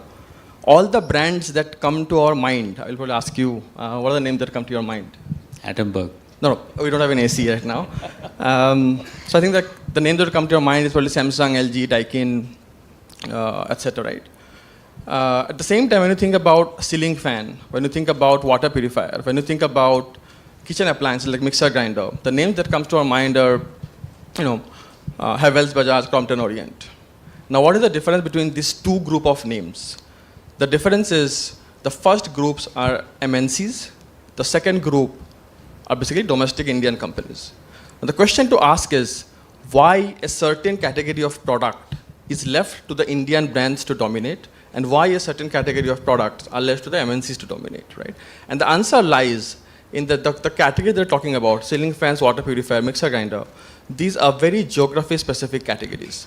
And that is why you need a lot of product innovation, which are very geography nuanced. And that is why these are left to the Indian brands. For example, ceiling fan India is the largest consumer of ceiling fan. Mixer grinder, the South Indian cuisine is different from the North Indian cuisine. How can an US mixer grinder company can dominate India? Or let's say water purifier, the water quality itself is very geography specific, right? Now the problem with this company is that for whatever reason, they have not innovated for very, very long years. Right? And then that is why you have not seen any innovation in these categories for decades and decades. We've been still using the same ceiling fan before Attenberg, the same water purifier before Attenberg, the same mixer grinder before Attenberg. So what exactly we're doing is, we identified a large category, which is like multi-billion-dollar in terms of size, dominated by the companies who has not innovated for decades, and that is why there are enough consumer problems which you can solve and address for. So that's what exactly we're doing. Perfect. Good. That's a good pitch. Any global investors here? Let's talk to people who have access to global capital. So Prakash, if you heard this pitch of why people like him, and there are many of us here, the same spot. We have to build for India, in India. We have to build scale. The opportunity is there, ideas are there, the talent is there. How do you see funding such entrepreneurs or channelizing funding into such entrepreneurs? So, we have been investing in India for almost 2 decades now, backed some 50 odd businesses, and some of these businesses have become very, very large enterprises, right? And when we invested, believe me, these were very, very small business. Case in point is a company called Dixon Technologies. It's the largest EMS company. When we invested back in 2007, just 300 crores in size. But what we believed in is that, where is this going to be, right? Directionally. And we were surprised with, some numbers that a largest EMS company is only 300-400 crores in size. India imports almost $40-50 billion of electronics, right? Can this change, tomorrow? And I think we believed in some of those things, and today rest is history. Electronics is making a huge game-changing, thing in India, and and some of these are in our mind is the lens with which we want to look at. Being Indian, of course, the understanding of the geography, ecosystem. How things work, what people would like, what would not like, and all that. That is something which is an advantage for, let's say, someone like Motilal Oswal, right? And with that sort of thing in our mind, we would like to go ahead and take some of those calls, right? And this is not just one example. There are several such examples, right? I can talk to you about one more company, a company called AU Financiers. It's a small channel partner, in Rajasthan. And though he was a channel partner, he was operating like an NBFC. We was, surprised. And 20 years, probably this is a very unique example where a channel partner became a universal bank in the country, right?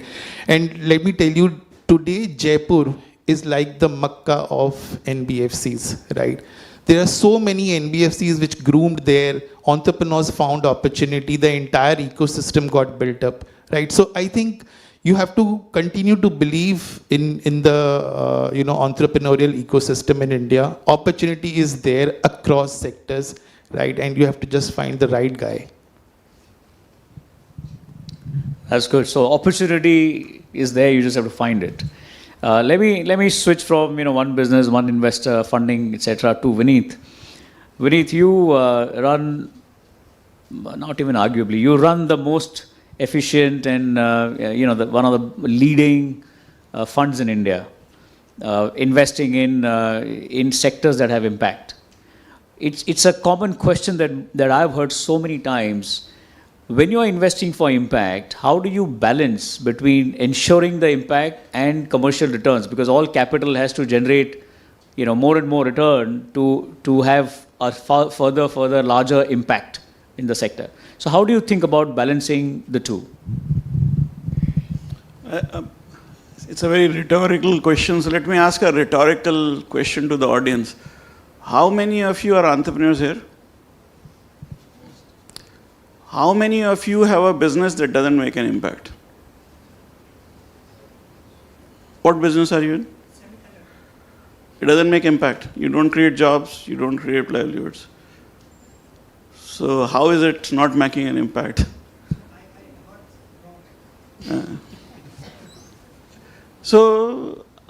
Even your question I've just answered. I have not come across a business, very difficult. These days in the GST you have a sin tax. So leave those businesses aside, which still create impact. So they won't, it's not that they don't create, the net impact is negative, that's the only thing. So let me actually take you back to 2001. 2001, India had two parts. One side was make money at all cost. Again, remember, make money at all cost. And the other side was a very small side, which was not for profits.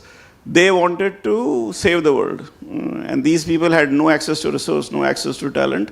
And they were actually against the global and Indian capital markets, which was trying to exploit whatever the earth has to offer to do the best for few people.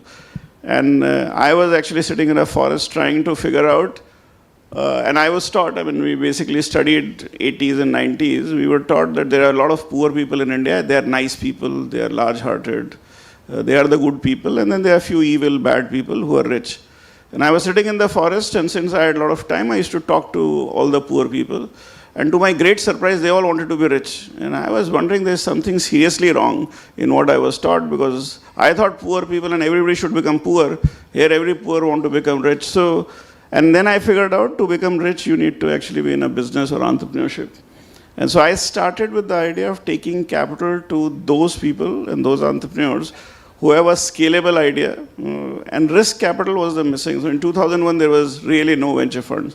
I think I can count three before us. Gujarat Venture Fund Limited, ICICI Ventures, and I think Infinity was there, CRISCAP was there, but then it was private equity. So in reality, everybody sitting out here is trying to build a business that has a significant potential to impact. The term impact investing essentially identifies those who deliberately do it. So semiconductor, it's actually happening because you're building semiconductor. In some businesses, you try to actually build a business that engages with the people from the economically left out variety. So it could actually be you want to work with farmers, you want to work with artisans, you want to build something up. And the companies in these space can scale and become very large. Microfinance, when I started investing in microfinance, total India's outstanding was 100 crores. Today it is 450,000 crores. So scale, when you're talking about 1.4 billion people, is actually a very easy outcome. The problem that we are facing with is our mindset to scale is very piecemeal. And it is across the board. It's across us as people and entrepreneurs. It is us as investors. Our government also actually thinks piecemeal. And I'll just conclude by saying that capital in the country is not necessarily small. Capital in the globe is also not small. We have roughly $400 trillion of capital in the world. And if you want to change the world, you only require to invest $2.5 trillion every year in good causes. 2.5 trillion looks like a very large amount, but the $400 trillion of global capital has to just sacrifice growth by 0.5% to expect a world which has no hunger, no poverty, no inequity. And that's the world that we would like to live in. So. Very well said, very well said.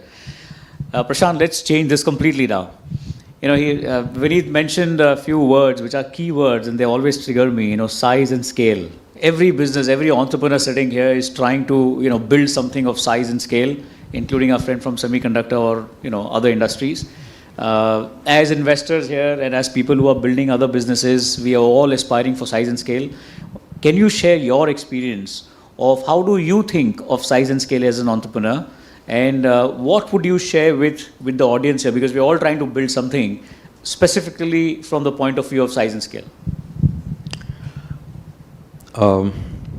So when I started thinking about Apps for Bharat or Shri Mandir, for example, so this is 2020 mid, I was moving out of my previous startup and I was thinking about what are the population scale opportunities that are there in India that could be tapped. And I look at this particular behavior in a way where I look at what are the offline behaviors and are there digital parallels for this, because my larger belief is that every physical behavior will find a digital touch point. Now, what I started doing then was I started plotting this behavior in a way. So this was more top-down analysis I was doing.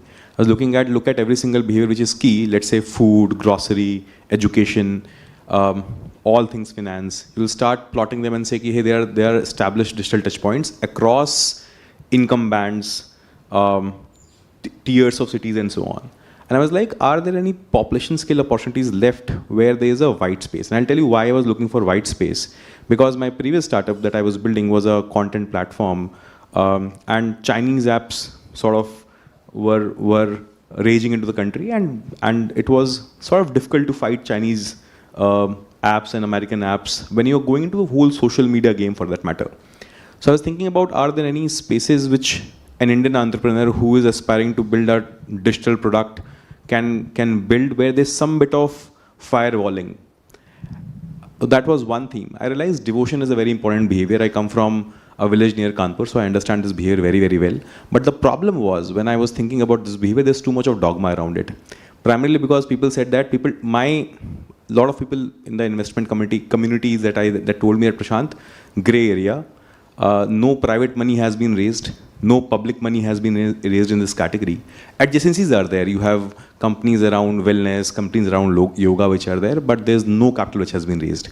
And there's no keyword around this whole category. But what I did then was I started thinking about, let me build some product, think about them, see if people will adopt it, and then I'll think about monetization. Because the earlier part was that people told me that, hey, the only way to monetize a category like faith would be doing donations or selling agarbattis, for example, which I feel are not the best ways to build a highly, hugely scalable product. So what I did was I understood that, hey, people believe in some of these belief systems. There is no digital platform which you can recall in this whole category. Let me launch few products. I ran 4 experiments. One of them stood out very, very well. And those 4 experiments, it was a Gita app, it was a religious calendar, Panchang karke ek app thi. There was aggregation of religious literature, and there was a Shri Mandir app, which was a digital shrine. Now this app started seeing crazy traction, crazy amount of user love, very high quality power user behavior. And what I did then was I realized that to be able to truly harness the potential of this whole category and to truly build for user love, I have to delay monetization. Now this is a very different approach of building a company, because let's say once I launched, in 6 months I had 50,000 people using the app every single day.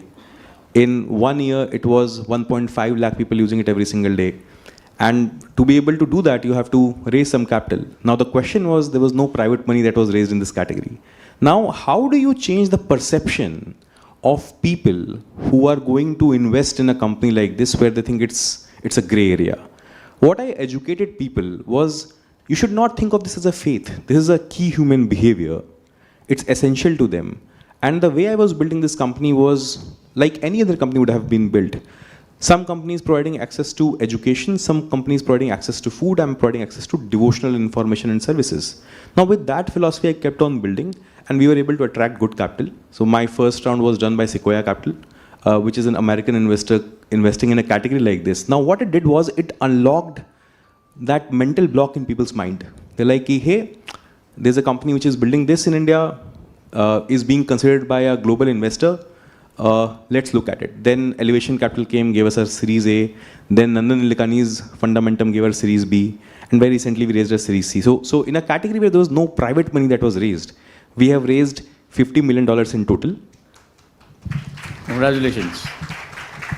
And the thing is that we believe that if you want to truly unlock the potential of this whole category, you have to unlock temple economy. Now, I'll spend a couple of minutes explaining temple economy. Now, temples were the powerhouses of culture. Temples were the powerhouses of lot of economic activities in the older eras, for example. Now, there are few temples in this country which are very well funded. They have a huge community that supports them, but there are so many temples which are culturally and historically important. The question was, can I build communities around them? Can I help them build an audience? And can I give them mechanisms where they can get some funds consistently from those people who believe in them? And we have successfully done that. Now, what if I were to tell you, right? Vaishno Devi is now on Sri Mandir. It was a 6-month explanation period where we explained them why we are important. I'll tell you why Vaishno Devi onboarded on Sri Mandir, because all of their sales of prasad was primarily happening from their offline centers. And the digital penetration was literally zero. And we said that we have 7 lakh people who use our app every single day, and they might like it. And for the value that the Shrine Board holds and how they would want to serve people, they said, let's partner and let's give access to more and more people. I'll give you one more example. There is a Rahu Pathani Mandir in Uttarakhand where before we partnered with them, there was not enough funds to be able to maintain that shrine. Now, once we partnered with them, that shrine generates 8 lakh rupees of monthly funds through the work that we do there. So this company will not be built if we are not able to do population scale things. So hence we have to invest in physical infrastructure in those temple towns, generate local employment. One last example I'll give. There's a Chandicha Gadapati in Nashik. Important shrine there. What we did was we went to them and said, you don't have a packaged prasad. Let us come and build with you. So we packaged that prasad, made it available to in the local premises, made it available on our platform, made it available on Instagram as well through our channels that we have built. On the day of the festival, it was the highest selling good on Instagram on Instamart against all other things that are sold. This temple was able to sell 10,000 boxes in Mumbai, in Bangalore, in Pune, in Delhi, which would not have happened without us. So I think that's how I think about scale, and I think we can do something very fundamental when we think about some of these important opportunities and build for it. Excellent, excellent. Amazing. I think it's a good segue before we come to you, Manish. Good segue for me to have a half-a-minute pitch for WHEF and what the World Hindu Economic Forum or World Hindu Forum is doing. I think you made a very good point saying that there was a time, not too much in the past, where funding this kind of business, this kind of sector was kind of a gray area. Kind of people were like, should we fund its religion, etc. But I think this is where bodies like WHEF or WHF come in and do a great role in terms of not only uniting Hindus, but also making sure that such activities which are commercial are integrated with culture, right? And I think that's a great bridge that you're building. Thank you so much. Munish, let's come to you. So, we've heard from some people who are building, we've heard from some people who are funding them. Let's come to you because you have a very unique perspective advising a lot of very marquee, high-end family offices in the country. If you could share with the audience here, and I think most of us, would love to know how to raise money from family offices. And specifically because family offices have a very different thought process than, funds or angel investors or other, banks, lenders, etc. So I think it'll be very useful for us to get your perspective in terms of family offices and how they look at funding entrepreneurs. Sure. Thanks, Rajesh. If I say that, we talked about opportunities of funding in India as well, that there is no dearth of funding available. And if I just give you one number, that almost 4 lakh crores of wealth will change hands as business owners in the next 5 to 10 years. That's the kind of money which is now going from one generation ownership to the next generation. And the next generation is actually wanting to be part of this whole startup, and I call it the new business space that is in. So I think opportunity is there. Family offices, Rajesh, as you mentioned, see, I don't know how many of you know this, but 80% of listed businesses in India are family owned, right? Whatever we might say about global money, FIs investing, they're ultimately investing in family businesses. And who are these family businesses? They are one-time entrepreneurs, right? Say they know much more than all of us put together how to build a business, scale a business, and take it across generations.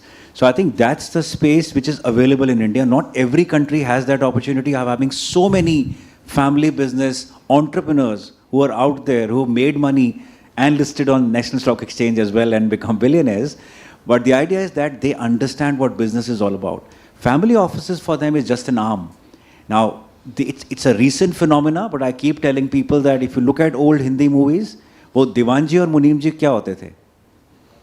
They were actually the confidants of the family, and they used to take decisions about everything, right? Even from pocket money to the kids on कहाँ venture में लगाना है, even matrimonials for that matter, right? So family offices are not new to the Indian culture. ये पहले से ही है. हाँ, like for many things, West takes that point, packages into a different fancy name, and brings it back to the country. Right? So family business owners who now own these family offices have been investing, and they are investing in startups and new businesses.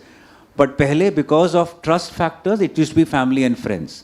Uska beta, uska nephew, investments are happening like that. Now they have also realized that there's a saying in the family office space that, agar 3 generations ke zyada the family business has to endure, it's very, very difficult. Because by the 3rd generation, there are 15 nephews or cousins in that business, and there is always conflict. Money doesn't get destroyed because of markets. It gets destroyed because of conflicts in the family. So they've also now realized we have to diversify our businesses. New kids are coming in the family fold who need to have businesses that they can run or set up. So as far as startup community, which started building, maybe I remember 2009 and 10 when all the newer funds started coming around. I still remember one call with a fund manager who said, I have a 10-year fund, and investors laughed at it. Who will give you money for 10 years? But now 10, 12 is a norm, right? So things have changed over the last 15 years.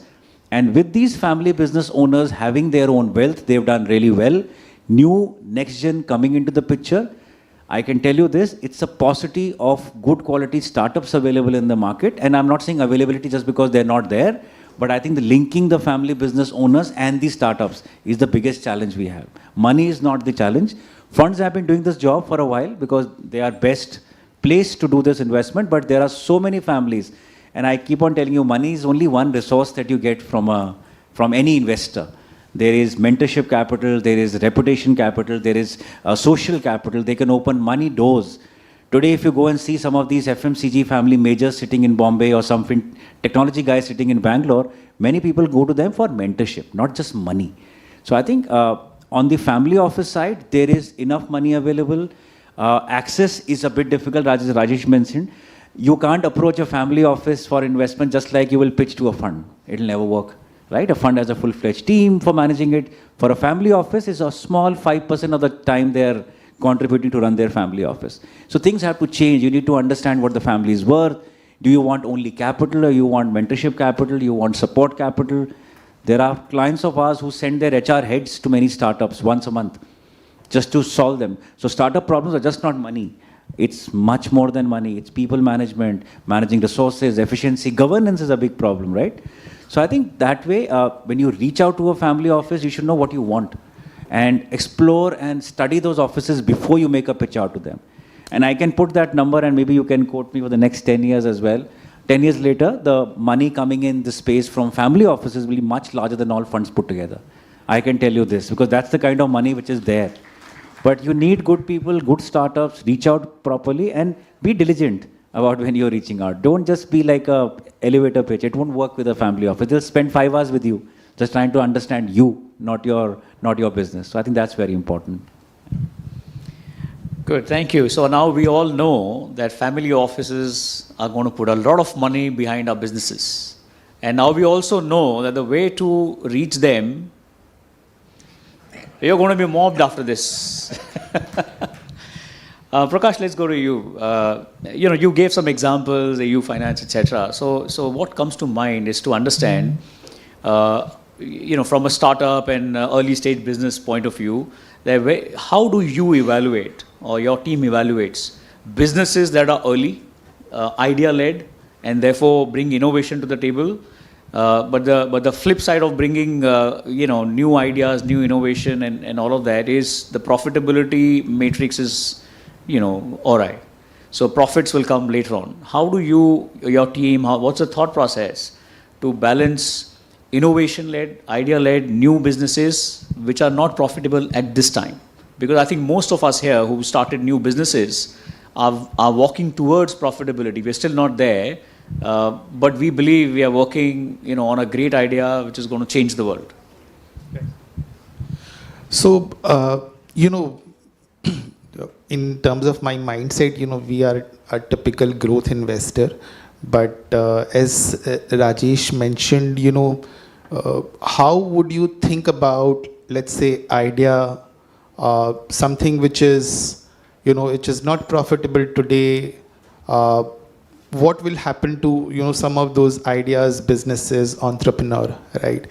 I think, we typically would like to bucket this entire thing in three, we would like to three things. One, of course, for us, the passion and hunger of the guy, who's going to be at the forefront is very important, right? And I can tell you that, to understand that passion, hunger, energy and all that, it will come only with your time, experience and all that. It's very difficult. I remember 20 years back when I got into the investing business, I used to like every guy, right? And my boss used to ask me, ki, kaisa laga? So I said, acha laga. So it's like, from there to today, I think you can really make some sense. Of course, a lot of this thing is around your gut feeling, but I think you have to make a very strong judgment around it. Second, I think the one issue which you have to really understand that what is this solving for, right? Today, clearly technology is the biggest element in any business. Forget about, we talk about all these new age businesses, but even in our, brick and mortar businesses, simple businesses like consumer, manufacturing, pharma and all that, technology is a big enabler and we really understand this. I think it is going to play a meaningful role for everyone, right? So you have to really understand what is this solving for. Today, let's say, this entire distribution supply chain, it's completely tech enabled, right? Any startup today who has a product, that how to market that product. There are dime a dozen options available to them, right? So I think you have to really understand what is this solving for. Third, clearly the economics, right? Maybe, these numbers would not flow to your EBITDA, PBT or PAT, but the unit economics is very important, right? That, what is that a customer is willing to pay for that and what could be the cost. And cost, let me tell you, is very dynamic in today's environment. And technology is actually helping you to change those cost structures, right? I'm like almost 25 years into my, working life. And probably, in late 90s, we used to think a lot of things about cost, servicing customer and all that. But that has seen a sea change, right? And if you are able to change your thought process around what you are seeing today, I think your ability to understand those, unit economics will help you to assess whether you want to back those or not, right? And there are several examples in the last decade we have seen people who have come back those businesses and today they are very different. So this is how I would think, around how to evaluate a particular business opportunity. Fantastic. So after understanding your perspective of how you look at ideas which are, may or may not be profitable early stage, even though you're focusing more on growth stage companies, let's go to someone who used to be early stage, now is growth stage, and we wish you become the largest largest manufacturer of the entire category of consumer goods. So how do you think of scale and growth? Because like you mentioned, there's one bucket of the MNCs led by Samsung, LG, etc., and then there's another bucket of domestic companies. But somehow you've entered there and made space for yourself, and you have larger aspirations. You're getting into newer products. You're serving the same customer but new products. So how do you, first of all, how you think of this whole capitalizing on this whole opportunity? The opportunity exists, we all know that, but how would you think of capitalizing it? And what are the lessons here for us who are building our businesses? Because we are all somewhere in, where you were a few years back. Sure. So when we started in 2012, people know us for our consumer durable, but that business started in 2016. 2015 is when we started working on this. Between 2012 and 2015, we probably pivoted 4 times. Right? We started with something completely non-consumer. We went to B2B space, engineering space. We did some pilot, got some success, realized that it's not our cup of tea, moved to next. We're just barely surviving, like 2-3 people, nothing at all. 2015, we come out with this idea of ceiling fan. The first time I reached out to our incubator saying that we want to do ceiling fan business, they're like, you should be out of the incubation soon and probably go back to salaried job. But we did that. We got into fans. Then every time we got into fans and pitched to the investor, they're asking this question, there are like so many large companies sitting with large balance sheet. How do you compete with them, right? And honestly, we didn't have an answer back then. So what we did is that the first thing that we did, we came out with this product and we started serving B2B clients for the first 1.5 year. And then we realized that B2B is a small market out of the overall large market. You have to get into consumer. Now, consumer itself is a very challenging market. There's an offline distribution, online distribution, right? We realized that online distribution was something that we started with, and then we moved to offline distribution. Now, why I'm telling you this entire story is that you will see a lot of pivots have happened from 2012 to 2015. When we entered FAN, we entered with the mindset of becoming larger. We went to B2B. We realized B2B is small. We went to online. We realized online is small. We had to go to offline. We then went to offline, right? Now, what is consistent among this last 7-8 years, or the initial 7-8 years, is that from day one, we wanted to build a very large global engineering company, right? And every time we pivoted because we realized that the market size is not large enough, right? When we got the first product, first category, we got excited, we got some business, we realized that is not large enough market. Now, when we got into fans, we got, in 2015, we were doing roughly like 5 lakhs a month, 5 lakhs a year. We got into B2B, we were doing like 15 crores a year, which is pretty decent jump from 5 lakh to 15 crore. But then we realized that B2B is hardly 10% of the market. Then we went to online. Again, online was 1% of the market. Right? So I think the first thing that one has to have is a mindset of scaling up, mindset of becoming large. That's the first thing. The second thing is you'll have to be honest about your TAM. You'll have to be honest about your target addressable market, right? So when you entered into fan businesses, the market size was 12,000 crore. But when you entered B2B, the market size shrink to 1,000 crore, right? So market size is not 12,000 crore for me, it is only 1,000 crore for me. So to get into 12,000 crore, I'll have to increase the market size. So I'll have to get into consumer. Now within consumer, when I got into online, the market size is not 11,000 crore. The market size is only 100 crore, right? So I'll have to get into offline. So when we started pitching this to investors in 2017, offline is now very common, but it was not common 2017, 2016, right? So I think to scale, the idea is first you'll have to have a large mindset. You'll have to build a very global mindset, global large businesses, and you'll have to be really serious about honest about your TAM. You cannot, you cannot lie to yourself, right? You can have a very glorious picture on slides, but you have to really know what is your TAM, and you have to keep expanding the TAM, either through changing product, changing market, entering new distribution channels. So I think these two things are important, yeah, and I think that's about scaling up, right? And the third thing is figure out a way to survive. I tell you one more story. We are now backed by Temasek, we are backed by N91, we are backed by a lot of good investors. Right? We have raised close to $150 million till now. But when we raised our first round, which is like 1 crore in 2016, then that was an easy round for us, easy raise for us. 2017 is when we raised our first $1 million, which was also an relatively easy raise for us. Right, we took 6-7 months. The third round, when we wanted to raise, right, is when we actually went to all investors in India. We thought it would take 6-7 months because that was the historical trend. It took us 2.5 years to raise the third round, right? And I don't remember any investor's name that I have not reached out. I mean, everyone knows Atomberg, and you know the story that we are into NT portfolio of a lot of investors, right? So we reached out to investors, we reached out to IC stage, and every time we get rejected by them because it's very difficult to believe, right? How will you create a fan business? How will you create a competition, etc., right?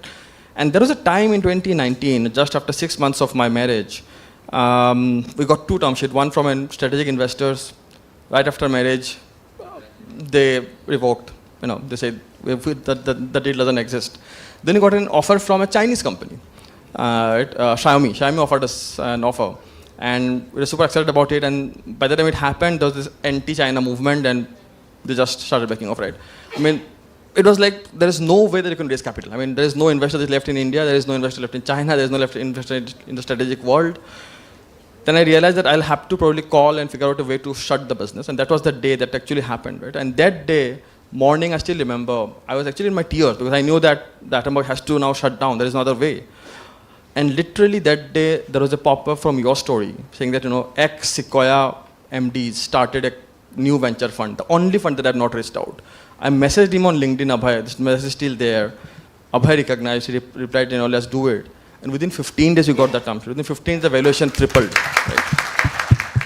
So I think, the third thing is just figure out how to survive. If you have a vision, if you have ability to scale, figure out how to survive. The world will figure out. The world will test your tenacity, but they'll figure out a way to, help it. So I think, these 3 things. Excellent. Very heartwarming. Congratulations. But one question for the audience before I go here. So, when I asked how many of you are entrepreneurs building something, I saw most of the hands go up, which was very, very refreshing. How many of you in your businesses have been to, this point where you were like, okay, there are tears and I'm going to shut it down. My God, the world is coming to an end. Very few. Okay, great. So congratulations to those who raised their hand, because that means that you didn't shut it down and you're still continuing. Congratulations. Others, you heard the warning, right? Wait for that day when you get tears. How we don't, but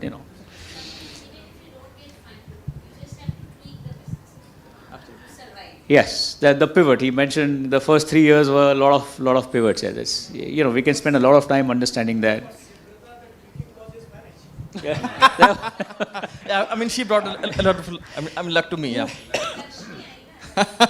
Sorry, let me clarify. It's not his intention to tell you if you're not getting money, just go get married. It just happened in his case. But let's go to Vineet. You heard his story, how, he reached out to everybody and nobody funded. Apparently, you also didn't give him money. So, so the question to you is, what does it take for someone to get money from you? How do you think, what are the checklists, etc.? I don't think so you reached out to me. I can assure you. I reached out. Huh? To someone else in your team, but I reached out. Yes. Might have somebody. Not to me for sure. On the first day, I'm hearing fans. Yeah. So I think to all the budding entrepreneurs, entrepreneurship is actually a journey. It's not a destination. And if you don't start with that mindset, you will shut down for sure. So that's actually the most important thing. It's a journey. Every investor is also an entrepreneur, because to Prashant and to you guys actually raise one round and you're fine, because you have to raise one. You have to find that one guy. I have to find at least 20 guys to put together, and they are all institutions, so they're not even individuals. And each one of them have to agree to each other to give in. So we keep raising money all our lives only. मैं 25 साल से पैसे के पीछे भाग रहा हूँ. वो पैसा आगे ही भागता रहता है. So it's an endless journey, and it's a journey of, it tests your skill, it tests your mental faculties and capabilities. And the unicorns that you hear, I actually genuinely believe we do a lot of disservice to every budding entrepreneur by talking about the unicorns. There is and it comes right from the top, so everybody is talking about unicorn. It's actually the worst thing we can do to yourself, to ourselves. Unicorn is a mythical animal, and all unicorns are mythical. There was a unicorn which actually became a decacorn, then simply vanished. So do not try to become a unicorn, because valuation is a chimera. You are chasing something which is very stupid. Because as an entrepreneur, we are smart guys. We are not fools as investors. We just put in a small line called liquidation preference, which means the entrepreneur won't get anything, even if the valuation, on paper valuation may be billions of dollars, till the time we get our in principle back. So whatever money we have put in has to come back. So while your valuation may be very high, your real ownership may not be much, simply because if things go down, our money has to come back first. So a lot of people become very excited about valuation. It has no meaning, because it's all paper. So first get rid of this mindset, because media keeps hyping this up. Because I get phone calls from journalists and they only want to know what deal has happened, because without that deal, they won't be allowed to publish a story. And these are myths that we create, which actually is driving a lot of our entrepreneurial thought process. Focus on value, not on valuation. Valuation is a myth. It's a waste of time. It has no meaning in the long term. So if I find people who are seeking valuation, who are seeking legacy when they are starting off, who actually have the world's most path-breaking idea, because I have not come across one entrepreneur who doesn't have the world's most path-breaking idea. You won't become an entrepreneur if you won't have one. Unfortunately, having the idea and executing the idea are two different things. And the third part, which I think today's entrepreneur really need to worry and focus on, is India is seeing, and it's not just India, Southeast Asia, Asia, is seeing a significant meltdown on governance, and very serious meltdown on governance. Nothing scares investors more than governance issues emerging. I think and I'll conclude by actually just saying one thing. You are honest till somebody offers you a bribe. So your character only gets tested when you have an alternative in front of you. So just by saying that you are honest doesn't mean anything. It has to be tested.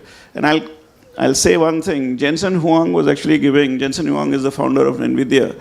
He was giving a lecture at Stanford, and he was saying, all of you are here at Stanford because you are very bright.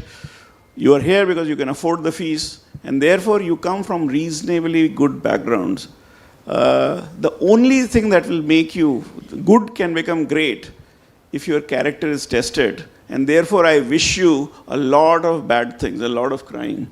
That would actually make you the leader, that would make you very successful, and the same applies to all of us here in India. Entrepreneurship is really about testing yourself and coming out successful. And that's really what, as investors, we look at. There's no great science here. If you are very committed, if you have great ideas, if you are willing to actually be honest, then I think money will simply follow you. Money is a very dumb business. GPs, we call ourselves general partners. We are essentially mediocre guys who are chasing the very bright guys. And if I was smart enough to be an entrepreneur, I would have become an entrepreneur. Since I cannot, so I have taken the easier way out to give money. So in the intellectual hierarchy, you guys sit at the top. In capital hierarchy, we sit on top. And an investor, and this is for all investors, we are mediocre people, and we have to keep reminding ourselves that we are mediocre and keep letting the entrepreneurs lead. So that's all my... Very true. Wise words. Wise words. I think this will be helpful for all of us to, as a good takeaway from here. Prashant, I'm going to take up something that Vineet just mentioned and put you on the spot. When were you tested? Many a times in this category, I would say. Some examples. So, see, something that we can all learn from. Yeah. See, I think when you're building in a very unstructured market where everything is fragmented, how do you, and we have a large team now, how do you educate and align everyone in the team to be on the right side? And I'll tell you, see, in any unstructured categories, for example, in ours, now, let's say Swiggy's or Zomato's job was very, very easy because it was restaurants and their values were literally give me more money and I'm on board. Whereas in my category, where there are temples and every temples have different governance structure, how do you navigate with them? Because there's no playbook as such. You go and meet a large temple like Vaishno Devi, very well structured, very well run, but they are family-owned, private-owned temples which have become large, and there are families which are divided with respect to how they would want to govern it, and how do you navigate in that? Now, it's a very interesting category because if a company is able to figure out a playbook to be able to onboard them, this will become hugely defensible moat for what you're going to build. And that's what we're figuring out. There has been enough number of times when someone has come up and said, we would be happy to onboard you. Can you do us a favor? And we say no all the time. Because in the category that we are building, the biggest competition that we have, you know what is that? It's the mistrust. That was created by all the players who would have come before us, would have taken people's money without offering them any kind of service or closure, they would have flown away. So that's the challenge that we are fighting. And in this category, what we try to do, see, there will be, because we are trying to unstructure and it's an unstructured category, everything is unstructured, the way people act would be slightly unprofessional here and there. Until you put structures, everything will become structured in that way. So there are many hits and misses, but we follow two things, which is vulnerability and empathy. So when someone reaches out to us and let's say a user reaches out to us and says that, hey, this was a miss, we go back to them with folded hands saying that we are trying, and there are people who are on the other end who are trying this particular part, they might be a miss and we'll refund immediately, for example, all the services. So for every category there's a playbook. For example, Urban Company has done a phenomenal IPO, it's going to happen now. Think about the problems that it would have had. At every level, there would be people who could have been bribed, money could have been siphoned off, but they chose a certain way to build the company. I think the challenge in our category is much larger because no structure, everyone's incentives are misaligned. How do you create a similar incentivization structure? And it requires a lot of problem solving for us. But we are in it for 10, 20, 30 years. I'm talking about myself. I would want to retire from this company. The way I'm building this company is there is a very good leadership. All of these people are very mission driven. And I would want those people to lead the company once I'm old enough to not be able to, once the company supersedes me. So hence I'm building an institution. And to build an institution, you have to be always do right. We have 7 values. And when someone onboards and this is very, very important because we have these 7 values where we actually, in the first day itself, like a teacher, I walk them through all the 7 values, tell them about what this means and what this doesn't mean, give them scenarios. It's a 1.5 hour session where I do it every single week for every batch of joining that is coming, and primarily for operations team, primarily for customer support team, for example. So that's something that we have been doing. Excellent, very nice, very nice. So I think we've tried to get a lot of insights from my co-panelists.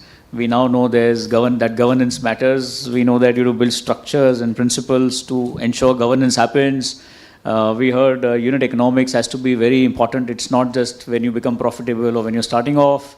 We heard how and when to pivot and what do you do when you're not getting money. That also we learned, not to get married. And we also learned where to get the money from, as we were from him. I think I'll open up the floor now for some very key questions that people may have in their minds, which you can direct to anybody, and please, all of us, feel free to pitch in to answer the questions. Please keep your questions short and precise is my only request. There's a gentleman here, please. Can we have mic? Send there something.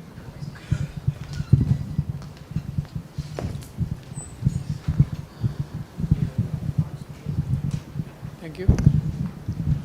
Prasanji, Sri Mandir. मैं भी कुछ funds भेजता हूँ अलग अलग पूजा के लिए। मुझे अच्छा लगा कि आप मेरे सामने हो या मैं आपके सामने हूँ। जैसे कि मैंने जाना है कि उत्तराखंड में 2-3 बरस पहले उन्होंने पूरा गवर्नमेंट के अंदर मंदिर लेने की बात थी, लेकिन वो वापस रिटर्न कर दिया। मैं ये जानना चाहता हूँ कि श्री मंदिर साउथ में जितने भी मंदिर है, बहुत सारे मंदिर हैं, उनको दिन में या महीनों में 1 या 2 रुपये का भी डोनेशन नहीं मिलता है, तो उसके लिए आप कुछ कर रहे हैं, ये मुझे जानना है। Thank you.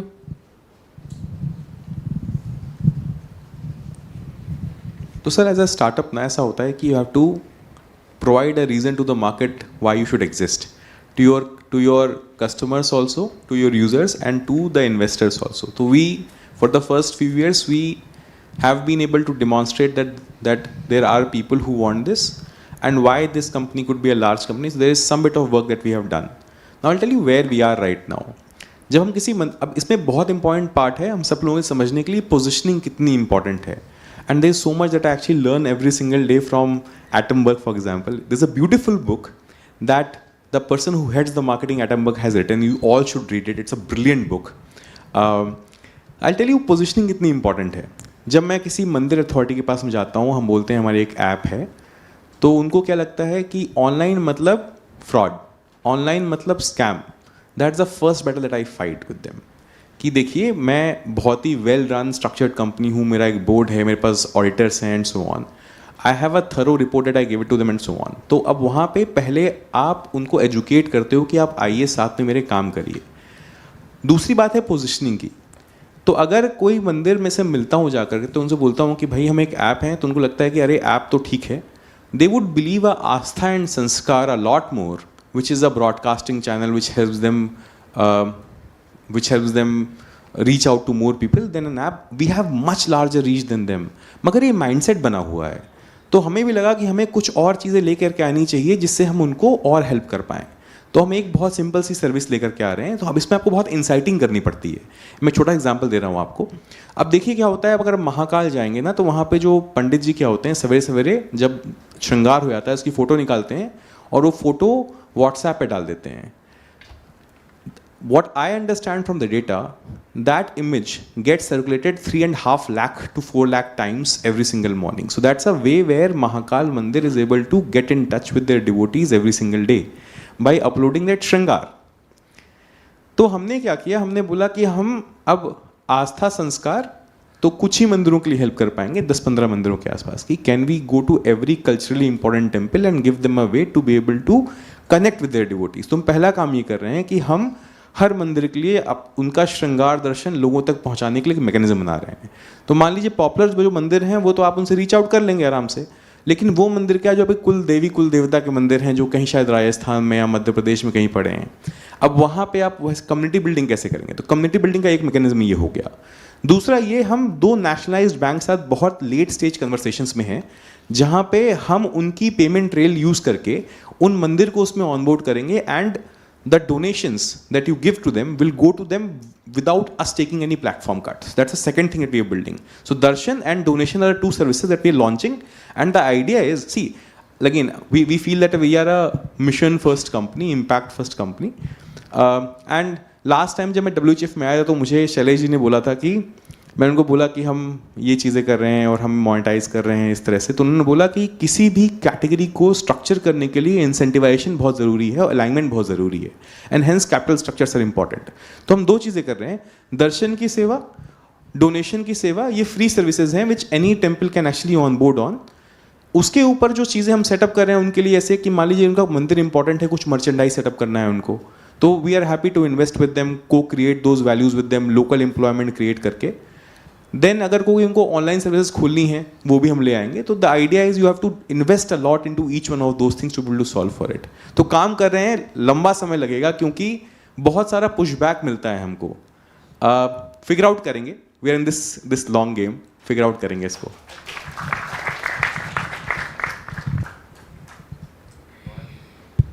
Thanks. I hope that answered your question, sir. Who has the mic? Yeah, I have the mic. Let's go this side, yeah. Yeah. I'll come to you, sir. Yes.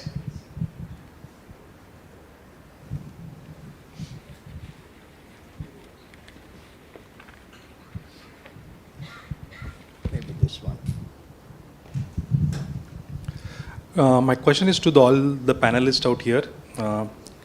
It's a simple question is, when we talk about India per se, it has made good strides in all the directions, in all the areas. But when we talk about Global Innovation Index, we are still lagging at 38. When we talk about per capita income, we are hardly at $3,000. So what is it that will bring momentum into that domains per se? That's my question to all the panelists. Because when we talk about ideas, there is no dearth, talent no dearth, opportunities no dearth, but still we are not making enough progress in those domains. Thank you. I think it's a question that deserves a whole panel. So it's rightly you addressed the question to the panel. I think I'll just give a small beginning, and then please jump in and help me answer this question. So a lot is required. We've just begun. It's really just the beginning. I mean, you would agree with me when I say, because we all live in this country and we breathe this country. We have all seen meaningful changes in our lives over the last 10 years. Is there anybody who disagrees with that? And Ridham mentioned the whole pyramid. There's a whole big block here where he said there are 10 crore people that I'm not even sure who had a meal last night, right? I can assure you that even that block of people has seen a meaningful change in their circumstances. So all of us have.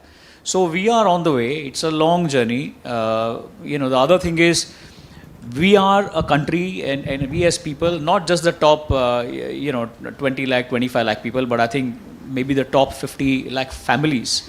I think we understand technology, we have access to technology, and not only access, we have access to all of these new technologies at the same time that anybody else anywhere in the world has access to them. We have like we said, we have the ideas, we have the talent, we have the opportunity. So therefore, the path that you're questioning when it will happen, no precise answer from me at least, but I think we are heading there faster than anybody else has ever done that. I can maybe just add that to what Rajesh said. See, India has always jumped revolutions. India doesn't take the same amount of time which something happened in US or some other countries, and Ridham was mentioning China and other speakers as well. So we actually jump quite a lot. So once we understand what is required, we already have the technical brains. I don't know how many IITians are sitting in this room right now, but we have technology backgrounds and beyond IITs as well, I should say.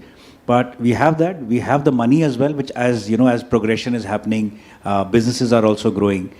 We talk about CSR, but we never talked about corporate venture arms as well. That's becoming very important. So I think the ingredients, as Rajesh was saying, are all there.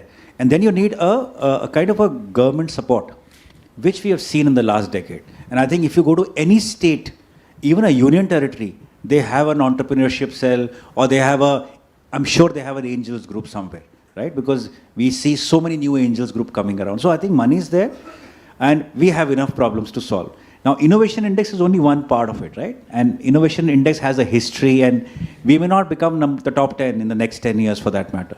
But we are solving for other issues. We're solving or making progress in other areas of, I'm sure space and defense will become huge as government has supported. And as, Ridham also mentioned, looking at those 3D printed space engines, but they've all been blessed by ISRO. So, ultimately government or government entities have to support, which is now happening. And I think public government partnership, along with the 12 lakh investors in NSE, I think the ingredients are all there, as Rajesh mentioned. It's a matter of time, and we'll do it much faster than the others, for sure. Take more questions. He's been waiting for a long time. So, not for a long time though, but I've been absolutely thrilled with listening to all of you. So my question is to you, Prashant, and I probably belong to a village nearby your village. So my question to you is that I was listening to Sanjeev Sanyal around a couple of weeks back, and he was talking about that our mandirs used to be the powerhouses in terms of funding houses for many businesses. But I don't see that happening. Means in my lifetime I have not seen that happening. And I see these mandirs sitting on huge pile of money. How can you develop an ecosystem in Sri Mandir to build an impact from these mandirs? That's my question. No, I think first of all there's a myth here which I would want to break. Not every temple is doing well when it comes to finances and funds that they have. I, as a virtue of the work that I'm doing, and I'll tell you what has happened is the problem that our faith has in particular is that we are very poor with storytelling. And I'm sorry if I offend someone in this case, मैं पहले ही आपको क्षमा मांग लेता हूँ. There are certain countries which are amazing at storytelling, which talk about the impact work that they do in a brilliant way. I met a temple trust which is doing phenomenal work. वृद्धाश्रम चला रहे हैं, जिनको code होता है उसके लिए एक आश्रम चला रहे हैं, गौशाला चला रहे हैं, और ऐसे कई सारे इनिशिएटिव्स हैं उनके. ना ही सिर्फ जिस मैं जगह का नाम मिलूँगा जहाँ पे हैं वो वहाँ पे, उसके अलावा उनके कई जगह पे सेंटर्स खुले हुए हैं. The challenge is they are struggling with funds, and there are policy challenges that are there with respect to inflow of capital, outflow of capital and so on. Now, जो आप बोल रहे हो ना कि इकोनॉमिक पावर हाउसेस क्यों नहीं बन पा रहे हैं, क्योंकि मुझे लगता है कि वो चीज़ें बदल रही हैं. For example WHF is a brilliant initiative where they are saying World Hindu Economic Forum, where they're saying community coming together and helping each other do business has been happening in different communities. If it is happening here, so that is empowering. Now what happens is when that fund is being used to incentivize or to fund a structure that might be capitalistic in nature, it is being looked down upon in many ways. Hence all the work that we have been, जो temple करता है वो समाज कल्याण कार्यों के लिए करता है.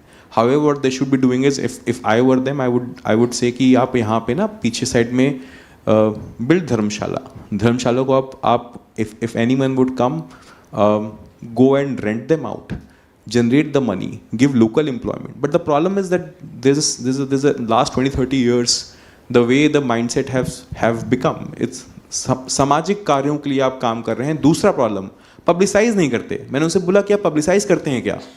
they said कि पब्लिसाइज करेंगे तो लोग बोलेंगे कि यार अच्छे काम कर रहे हो, पब्लिसाइज भी कर रहे हो. Which is a mindset that has to change. I'm like, we are a very small company, very small platform right now. We can't do much about it right now at this point in time. But there is a consistent effort that we're trying to make to people to give them a platform where they can tell their stories out. If they start talking about the kind of good work they are doing, many of you guys will find those places and will start channelizing some of your monies to those. It's a very large problem, I would say. मतलब मैंने बहुत ढंग से सोचा नहीं, लेकिन the problem is also them not communicating well enough. There is no medium for it. There are other institutions in different nations which do that part very, very well. I'll give you an example. There's a company called Pushpay. किस faith की आप, मैं नाम नहीं लूँगा, कुछ भी नहीं लूँगा यहाँ पे. Pushpay करके है. Look at the amount of funds that mobilize through that particular company year on year, and last I knew of $7 billion of fund got mobilized through that particular payment gateway for certain institutions. And what they do is they actually publicize the work, create these gateways, and they're not looked down upon. Yesterday I'm sorry, I'll take one more minute on this one. Yesterday I was part of a tech conference, and I was talking about that I'm a tech guy, studied at IIT Mumbai, and I'm building this platform. Someone from the audience, they were like, why are you doing something which is non-scientific? And he said, he lashed on to me. मैंने बोला भाई, हमारा काम है user को सर्व करना. आप कौन, चलो मैं बोलता भी नहीं हूँ कि सुपीरियर नीड है, इन्फीरियर नीड है, उसको भी नहीं कमेंट करता हूँ. बट आप कौन हो जज करने वाले कि नीड सुपीरियर है, इन्फीरियर है?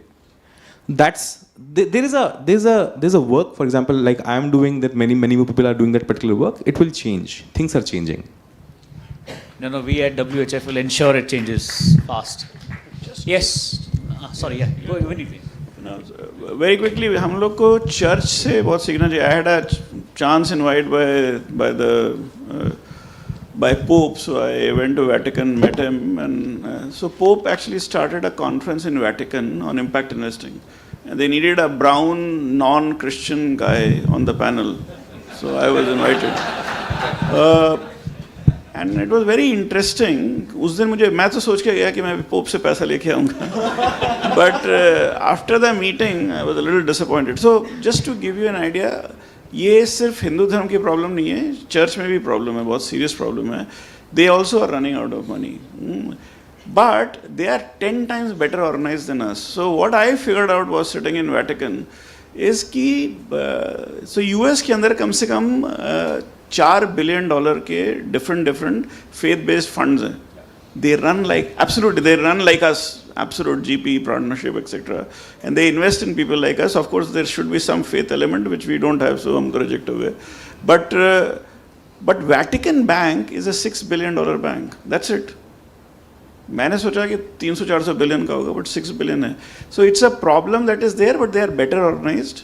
They have a lot of assets. So church has massive amount of assets. हमारे यहाँ पे कैपिटल का यूटिलाइजेशन और कैपिटल का मैनेजमेंट दोनों के बारे में ज़्यादा डिस्कोर्स नहीं होता है, और इसके बहुत ज़रूरी है. मुझे लगता है कि लोग शायद जनरली सोच नहीं रहे हैं कि आपको वो पैसा मल्टीप्लाई करके आप ज़्यादा इफेक्टिवली यूटिलाइज कर सकते हैं. So there is a learning that we can do most of the temples, and I think this is probably the platform to be used to do that.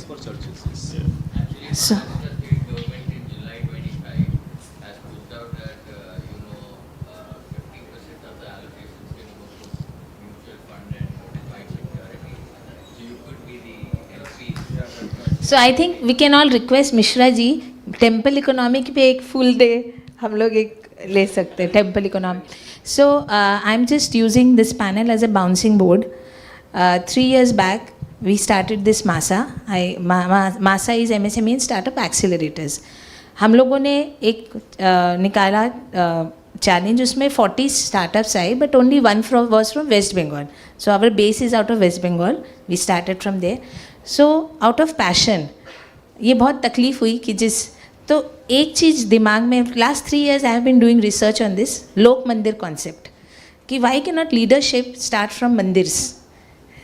तो I have been working on this, अभी एक pilot करे हैं, and connecting businesses to mandir, because कुछ मंदिर आँखों के सामने टूटे, तो जो मंदिर बनवाते हैं वो लोग मंदिर बचाने में खर्च नहीं कर रहे हैं. वहाँ पे इट इज़ अ गढ़ ऑफ मारवाड़ीज, बट तो उसमें क्या है, कम्युनिटी बिल्डिंग पे काम करते करते एक चीज़ रियलाइजेशन हुआ. So I am just bouncing, is it workable, because lot of people have told me you are wasting your time, effort, energy. Just like business networking, we are started doing very hyper local mandir concept, where we are making network of that mandir. जो भी वहाँ दर्शन करने आ रहा है वो उस business माने वो व्हाट्सएप ग्रुप में ऐड हो रहा है, and they will exchange business with each other. But definitely I will need a technology later on, कि अगर आपको मेहंदी वाली चाहिए और उस मंदिर में नहीं है तो वो दूसरे मंदिर से आपको प्रोवाइड हो. So I am using it you as a bouncing, कि is it workable, because lot of people have. Happy to chat offline for sure.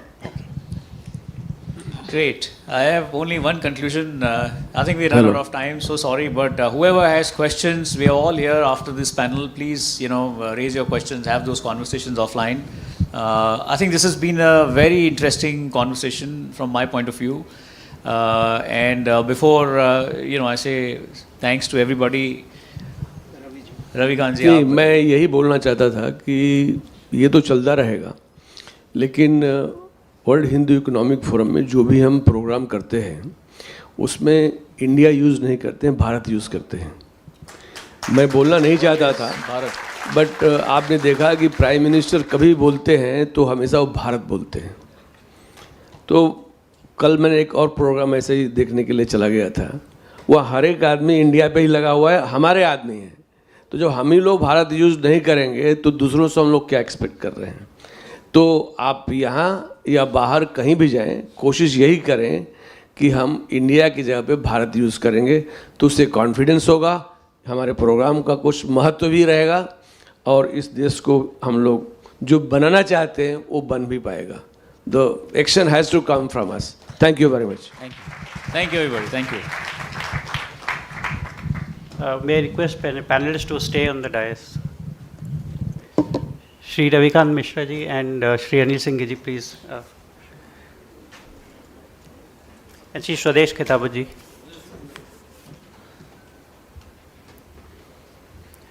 We'll just do a small token of appreciation for all the panelists.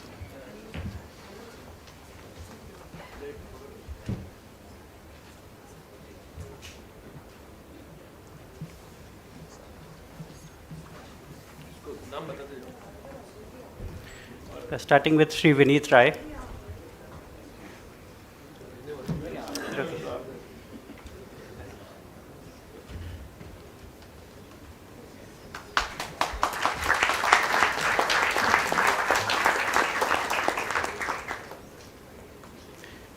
Shri Prakash Bagla ji, Shri Anil Singhi ji, please do the honors.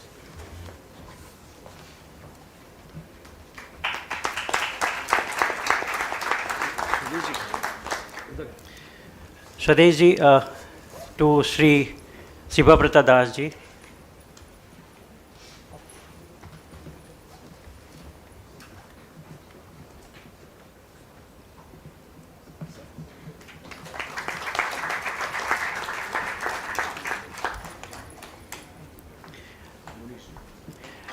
Anil ji to Shri Munish Randev ji.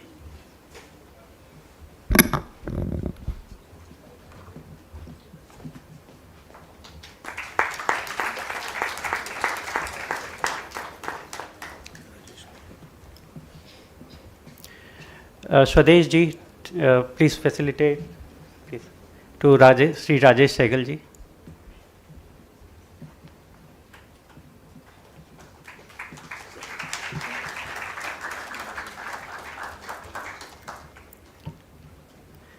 Ravi ji, please facilitate. Shri Prashant Sachan ji.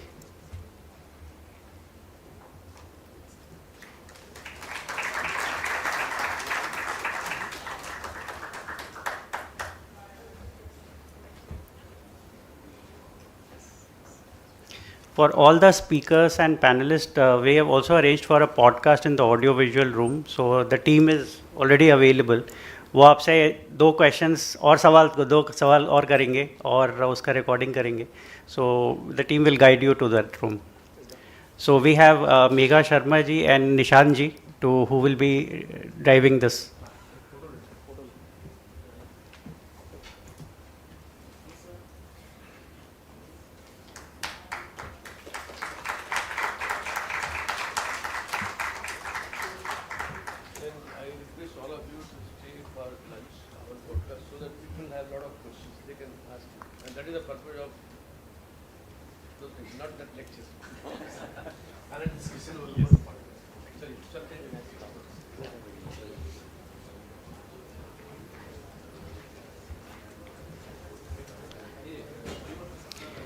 We have the most exciting part of the awards, and we have the awardees come from all corners of Bharat. So we would now invite the awardees one by one.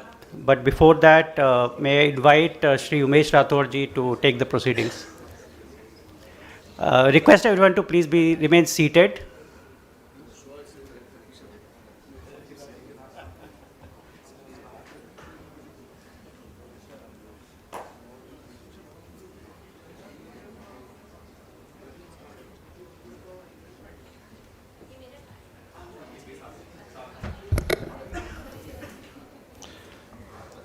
नमस्कार.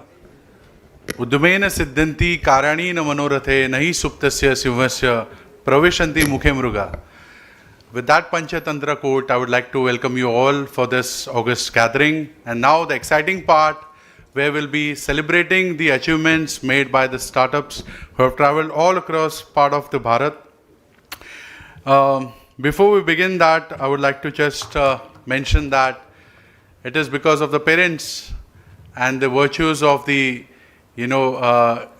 Indic lessons which we have embedded into the minds of the young ones, where the innovations and the startups take place. So let's give a big round of applause to all the parents of the startup founders who are going to be here with us on the stage.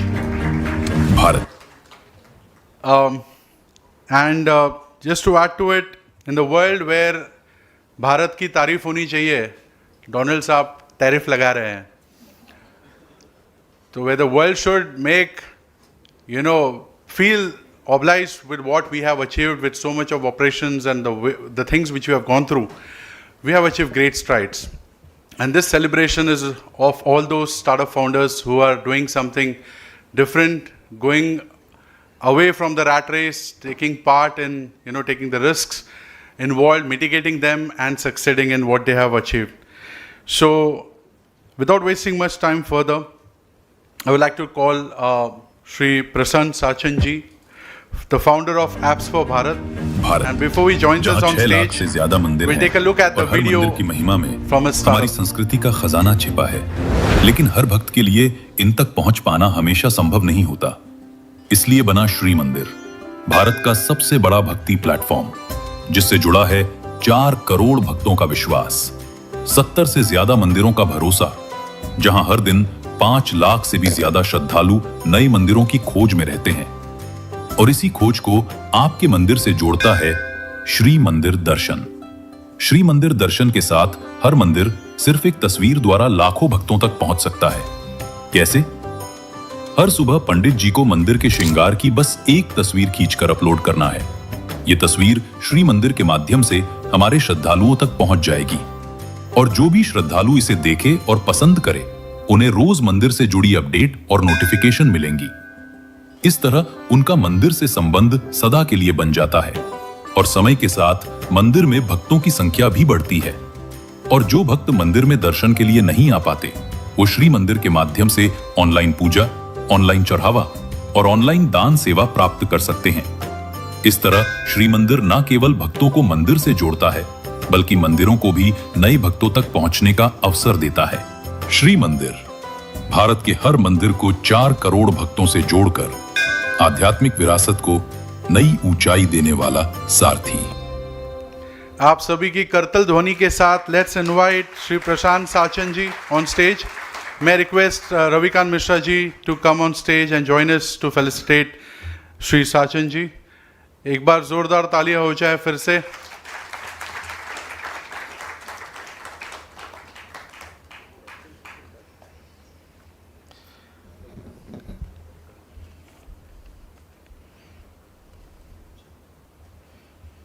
A huge round of applause, ladies and gentlemen. तालियां रुकनी नहीं चाहिए.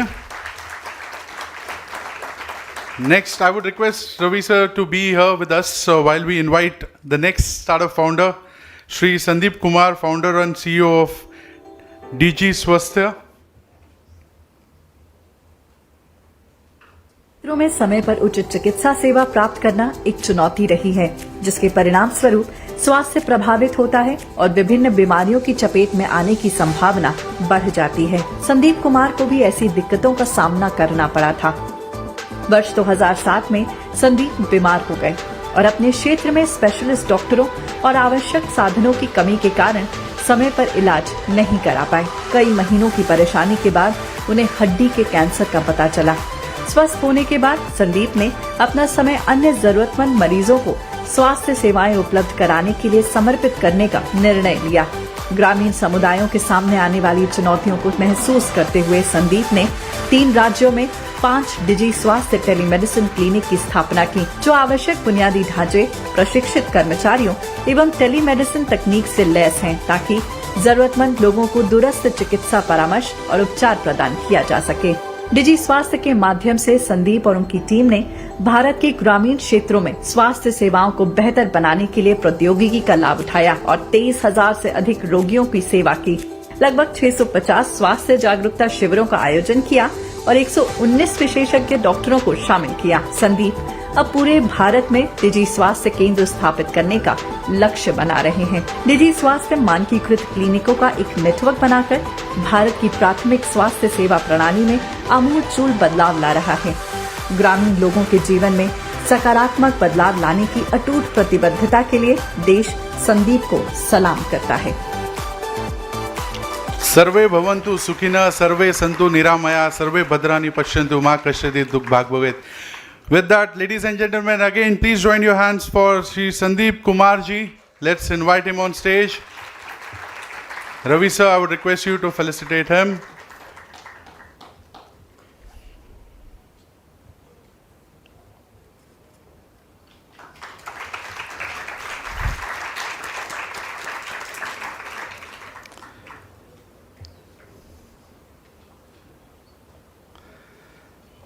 Next, we have Dr. Aniruddha J. Joshi, founder and CEO, Atreya Innovations Private Limited. Let's take a look at the video.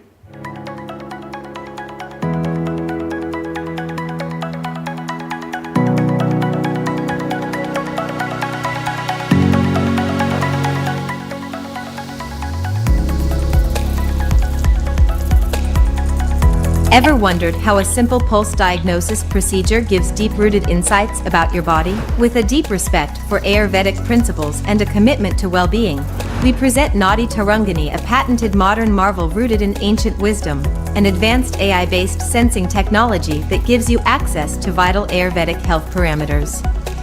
Nadi Pariksha is an ancient Ayurvedic scientific technique to sense a patient's pulse to accurately diagnose a patient's health. A trained expert Ayurvedic doctor senses the pulse by placing their fingertips on the patient's wrist. The patterns of nadi, or the pulse that the doctor senses, give vital information on the patient's prakriti. Nadi Tarangani auscultates subtle changes in overall health parameters based on Vata, Pitta, and Kapha, Tridosha diagnostics. With 85% accuracy, the Nadi Tarangani report is generated within 60 seconds and is based on 22 Ayurvedic parameters that envisage present and possible ailments, giving recommendations on diet and lifestyle changes. We are present in more than 12 different countries. We have successfully sold over 750 devices worldwide. Developed with cutting-edge technology, the Nadi Tarangani is a versatile device that has made significant contributions to Ayurveda hospitals, wellness centers, yoga studios, corporate offices, educational institutions, and research areas, transforming various aspects of our lives, making it a valuable tool in today's world. Its sleek and portable design and simple user interface with any Android or iOS phone or laptop make it convenient to store. We have integrated the best of ancient wisdom of India, that is Ayurveda, with the futuristic technology. We have created this very indigenous value for which we received multiple awards, including the Startup Award, special mention from the Honorable Prime Minister Modi ji, and so on.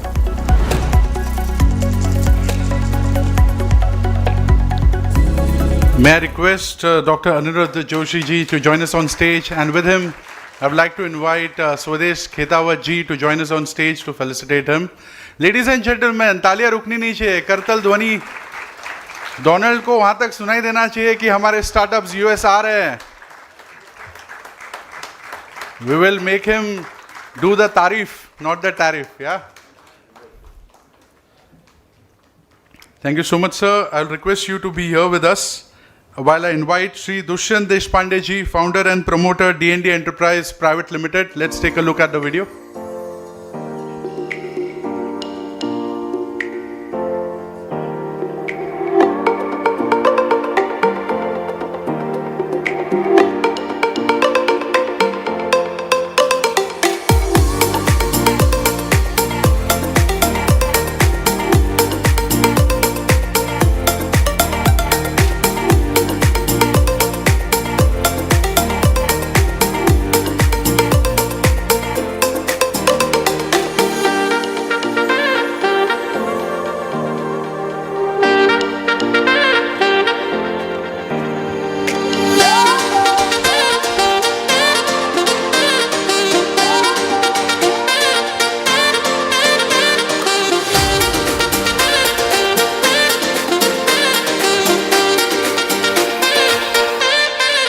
D&D Enterprise is into manufacturing aerospace and defense subsystems like gyroscopes, preheaters, ammunition belts, starter generators and optoelectronic systems.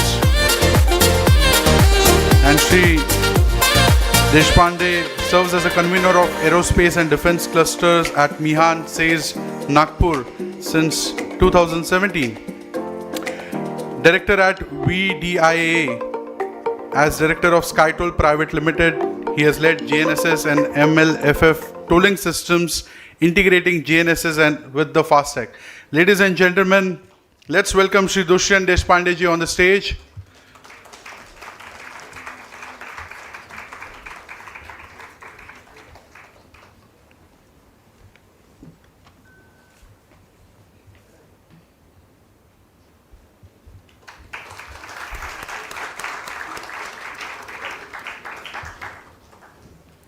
Thank you so much. Next, we have Sri Marmik Bhatt, founder Monk 9 Tech Private Limited. Let's take a look at the video. critical process ever built. It's like creating tiny devices which you cannot even see with microscopes. At Monk Tech, we make microchips. We are one of the unique companies in the country right now. We are the only one who is making a semiconductor fab. We are making microchips who has feature size compared to a coronavirus. We work on nano level precision. I want to understand from you एक चीज कि हम लोग अभी तक पहले क्यों नहीं ये कर पाए और अभी टाइम सही क्यों है ये करने के लिए? It can be compared with a launch vehicle as well because it's that critical.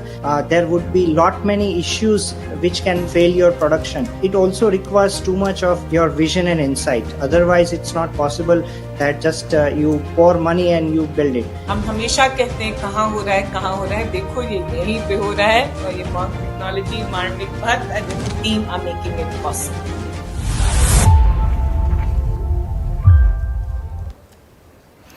Amazing. Can we have a huge round of applause for Sri Marmik Bhatt? I would request him to join us on stage. At the same time, I would like to invite the CEO of Atomberg, Sri Shivabrata Dasji, to join us and felicitate our achiever.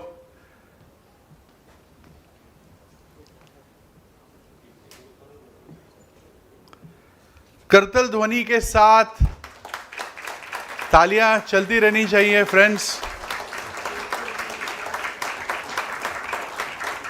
Next WHF event, you will be here and we all will be also applauding for your ideas. So next we have Sri Vinit Jain, founder and CEO of Antenne Ventures. Can we have the video please?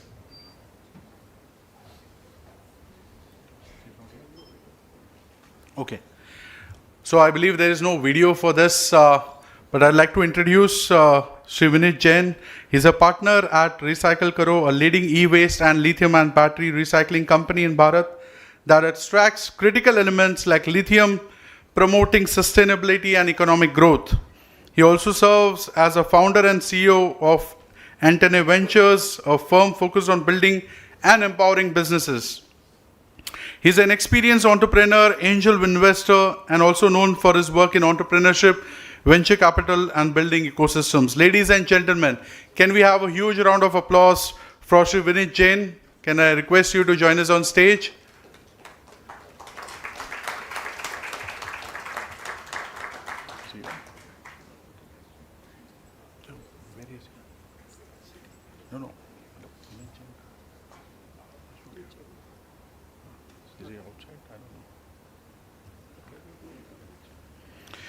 Okay, so in absentia, is he? Okay, yes.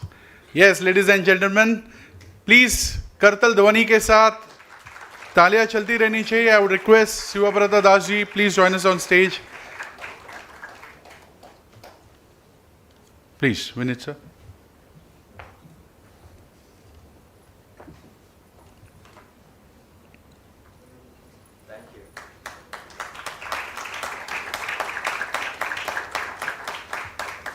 Thank you so much.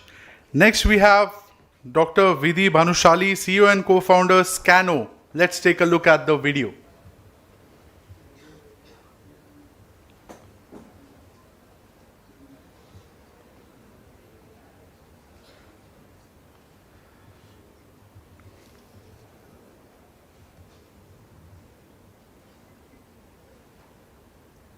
Been reactive for far too long.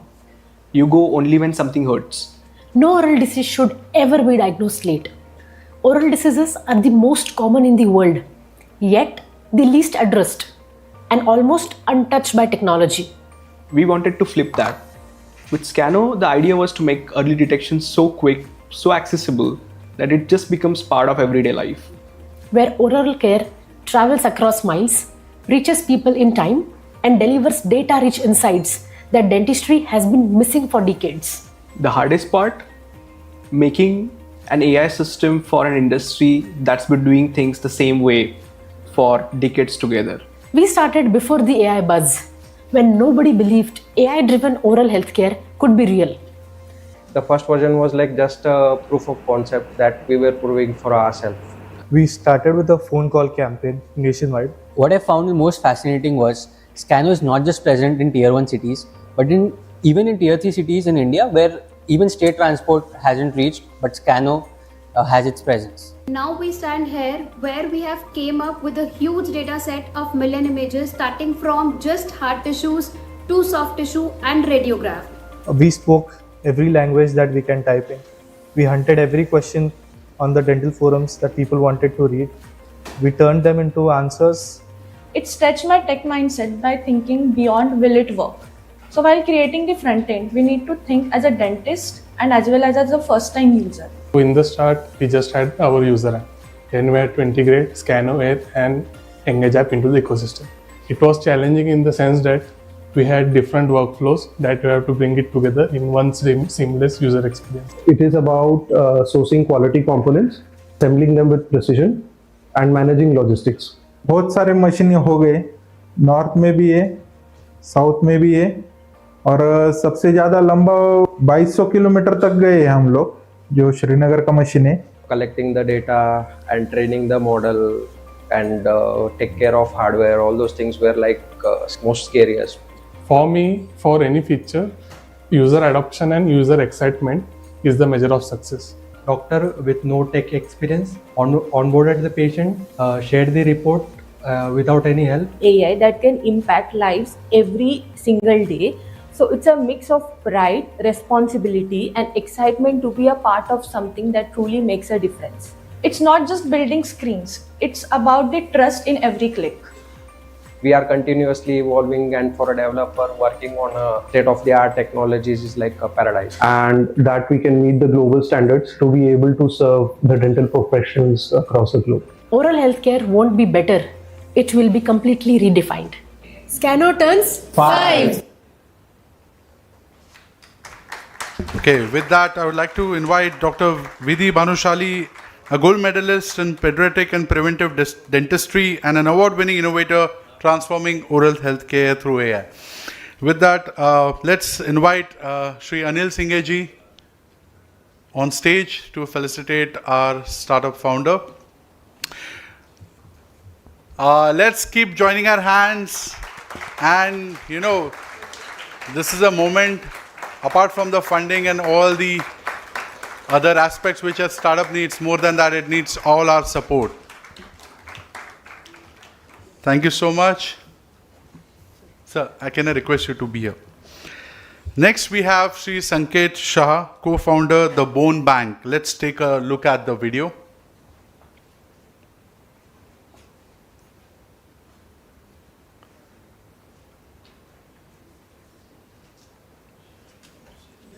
Okay, there's no video. So Sri Sanket Shah is the co-founder of the Bone Bank and drives its operational strategy, investment oversight, and business development initiatives.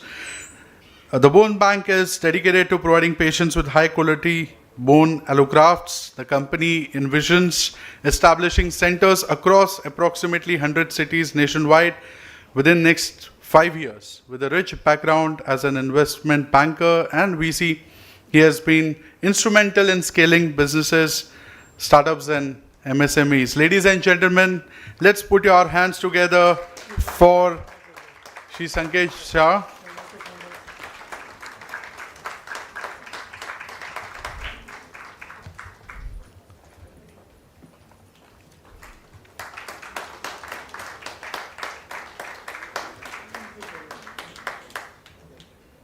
So I have 2 toddlers, and we keep saying in the morning Jai Shri Ram. When we wake up, it's become part of their ecosystem as well. And my little one asked me, why do we say Jai Shri Ram?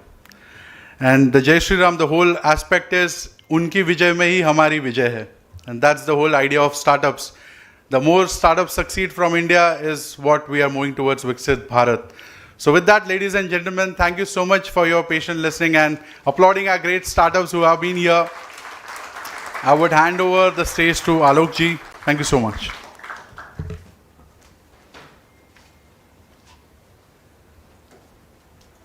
So after the startups, it's our opportunity to also honor our outdoor media partner, Sri Sanjeev Gupta ji. We are honored to welcome the mastermind of out-of-home media, a man who began his traditional static through painting across Mumbai. with his billboards and now has rose to transform the landscape of Mumbai skyline with dazzling LED screens at prime locations across the streets in Mumbai. So welcome, Sanjeev. Global Advertisers presents full पैसा वसूल offer, maximum visibility, minimum cost, premium hoardings और LED displace, वो भी premium locations पर। आपका message पहुंचेगा हर गली, हर चौराहे, हर ट्रैफिक सिग्नल तक। मुंबई का हर कोना बनेगा आपका ब्रांड जोन। तो चाहे नया प्रोडक्ट हो, सेलिब्रेशन हो या ब्रांड को नई पहचान देनी हो, ये है सही टाइम, सही प्लेस, सही partner. Book now global advertisers, India के नंबर 1 आउटडोर मीडिया एक्सपर्ट्स, क्योंकि यहां आपका ब्रांड बोलेगा और Mumbai सुनेगी।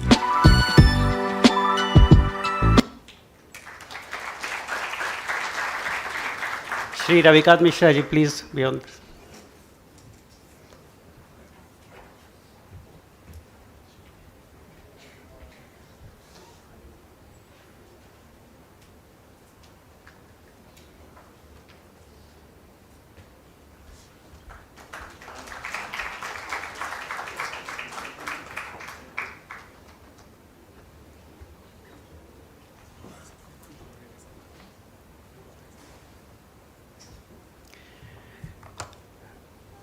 I think the most important part is felicitating our sponsors, and I would want to invite Shri Sanjeev Malhotra ji and Shri Naveen Thirana ji from Dhariwal Thirana Group to be on the stage, please.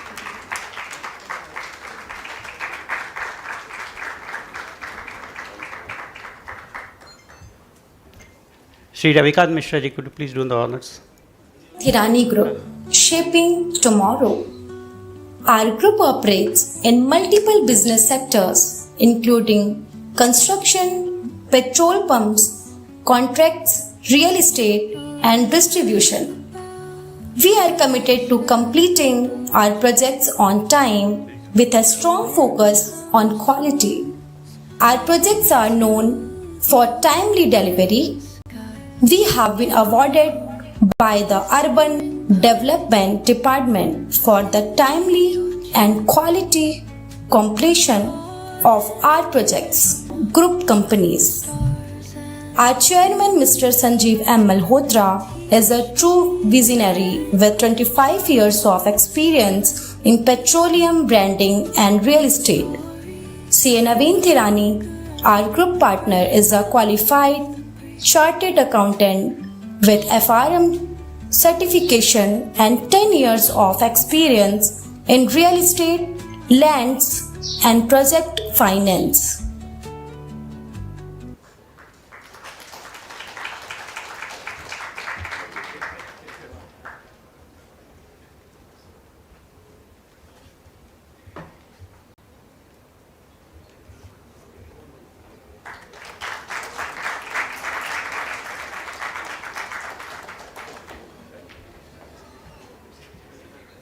Can we have all the startups and award winners on the stage, please, for a group photograph? And could you also have Anil Singhi ji, Shailesh ji, Ravikant ji, Swadesh Khedawat ji, Shibhabrata Das ji, please. Sanjeev ji.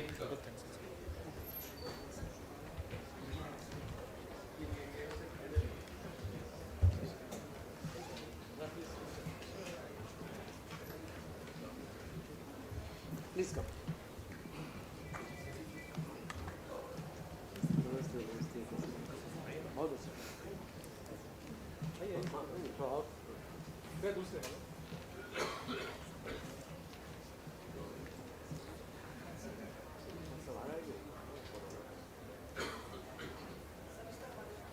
लोग इधर है, 3 लोग इधर, दो आदमी, चलिए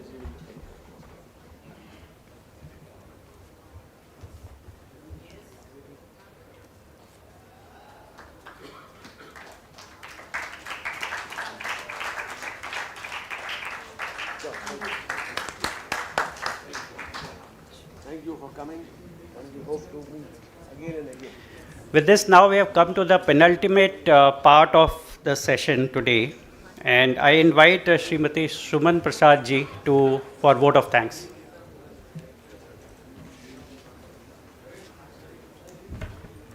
Namaste. respected guests, esteemed speakers, dear winners, and friends. It is with deep gratitude and heartfelt warmth that I stand before you to offer the vote of thanks for the successful conclusion of the WHEF Launchpad Sharing Innovation Confluence, Ideas, Talent and Opportunities for Wealth Creation. To begin, we are truly honored by the gracious presence of our chief guest, Shri Mangal Prabhat Lodhaji, Honorable Minister of Skill Development and Entrepreneurship. His inspiring vision and encouragement lit the path for aspiring innovation and entrepreneurs. We are equally privileged to have had our guest of honor, Shri Ashish Chauhan, MD and CEO of NSE, whose exemplary leadership inspired us to dream bigger and reach higher. Our sincere appreciation to our keynote speaker, Shri Ridham Desai, MD Morgan Stanley India, for his insightful and motivating address that enriched our knowledge and ignited our passion. I extend my heartfelt thanks to our panel moderator, Shri Rajesh Sehgal, and our esteemed panelists, Shri Prakash Bagia, Shri Vineet Rai, Shri T. Satish Kumar, Shri Sibabrata Das, and Shri Munish Ramdev. Your deep expertise and thoughtful discussion have added immense value to this confluence. A warm congratulations to all the winners of the WHEF Launchpad Innovation Confluence 2025. Your creativity, innovation, and dedication are the true embodiment of this event spirit. Your success today is a beacon that many others will follow. We owe sincere gratitude to NSE, our venue partner, DJT Group, our sponsor and Global Advertisers Private Limited, our outdoor partner. Your unwavering support and belief in this vision have been crucial for making this event possible. I must also acknowledge the tireless dedication of the WHEF Launchpad team, Shri Anil Singhi, Shri Alok Ranjan, and Chintan Ojha. Your commitment and hard work have been the backbone of this event. Most importantly, a big thank you to all the Karyakartas, partners, supporters, and every participant. Your passion, cooperation, and enthusiasm have brought life to the conference and made it an unforgettable experience for all. From the bottom of my heart, thank you all for your contribution and for being part of the incredible journey. Together, let us continue to foster innovation, nurture talent, and create opportunities that build a prosperous future for all. Jai Maharashtra, Jai Bharat.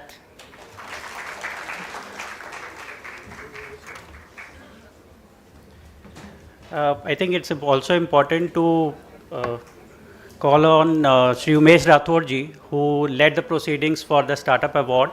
So thank you so much, Umesh ji, for stepping in at the last moment. Before we conclude, there are two things.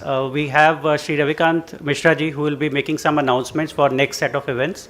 And after that, we'll have the national song, Vande Mataram. Please hold on. Please wait, don't go for lunch, because lunch will not be given till you are listening to national song.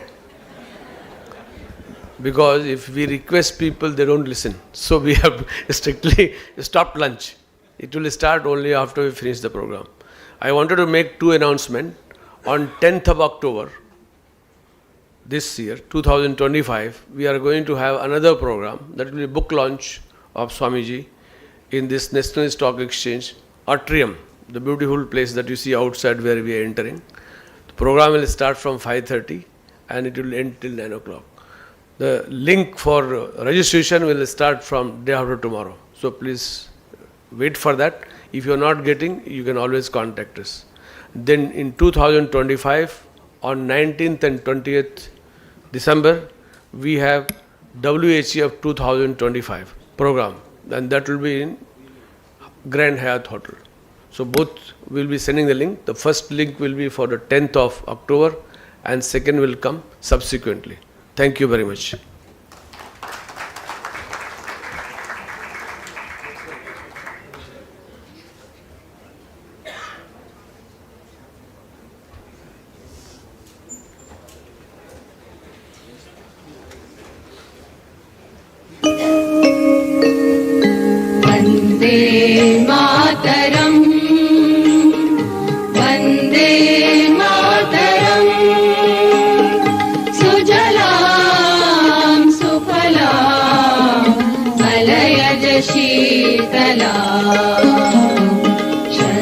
श्यामलां मातरं वन्दे मातरम् शुभ्रज्योत्स्नां पुलकितयामिनीं पुल्लकुसुमित द्रुमदलशोभिनीं सुहासिनीं सुमधुरभाषिणीं सुखदां वरदां मातरं वन्दे मातरम् वन्दे मातरम् भारत माता की जय जय Shri Ram thank you चलिए तो अभी lunch के लिए आ सकते हैं Thank you all. Now we can proceed for lunch. Thank you.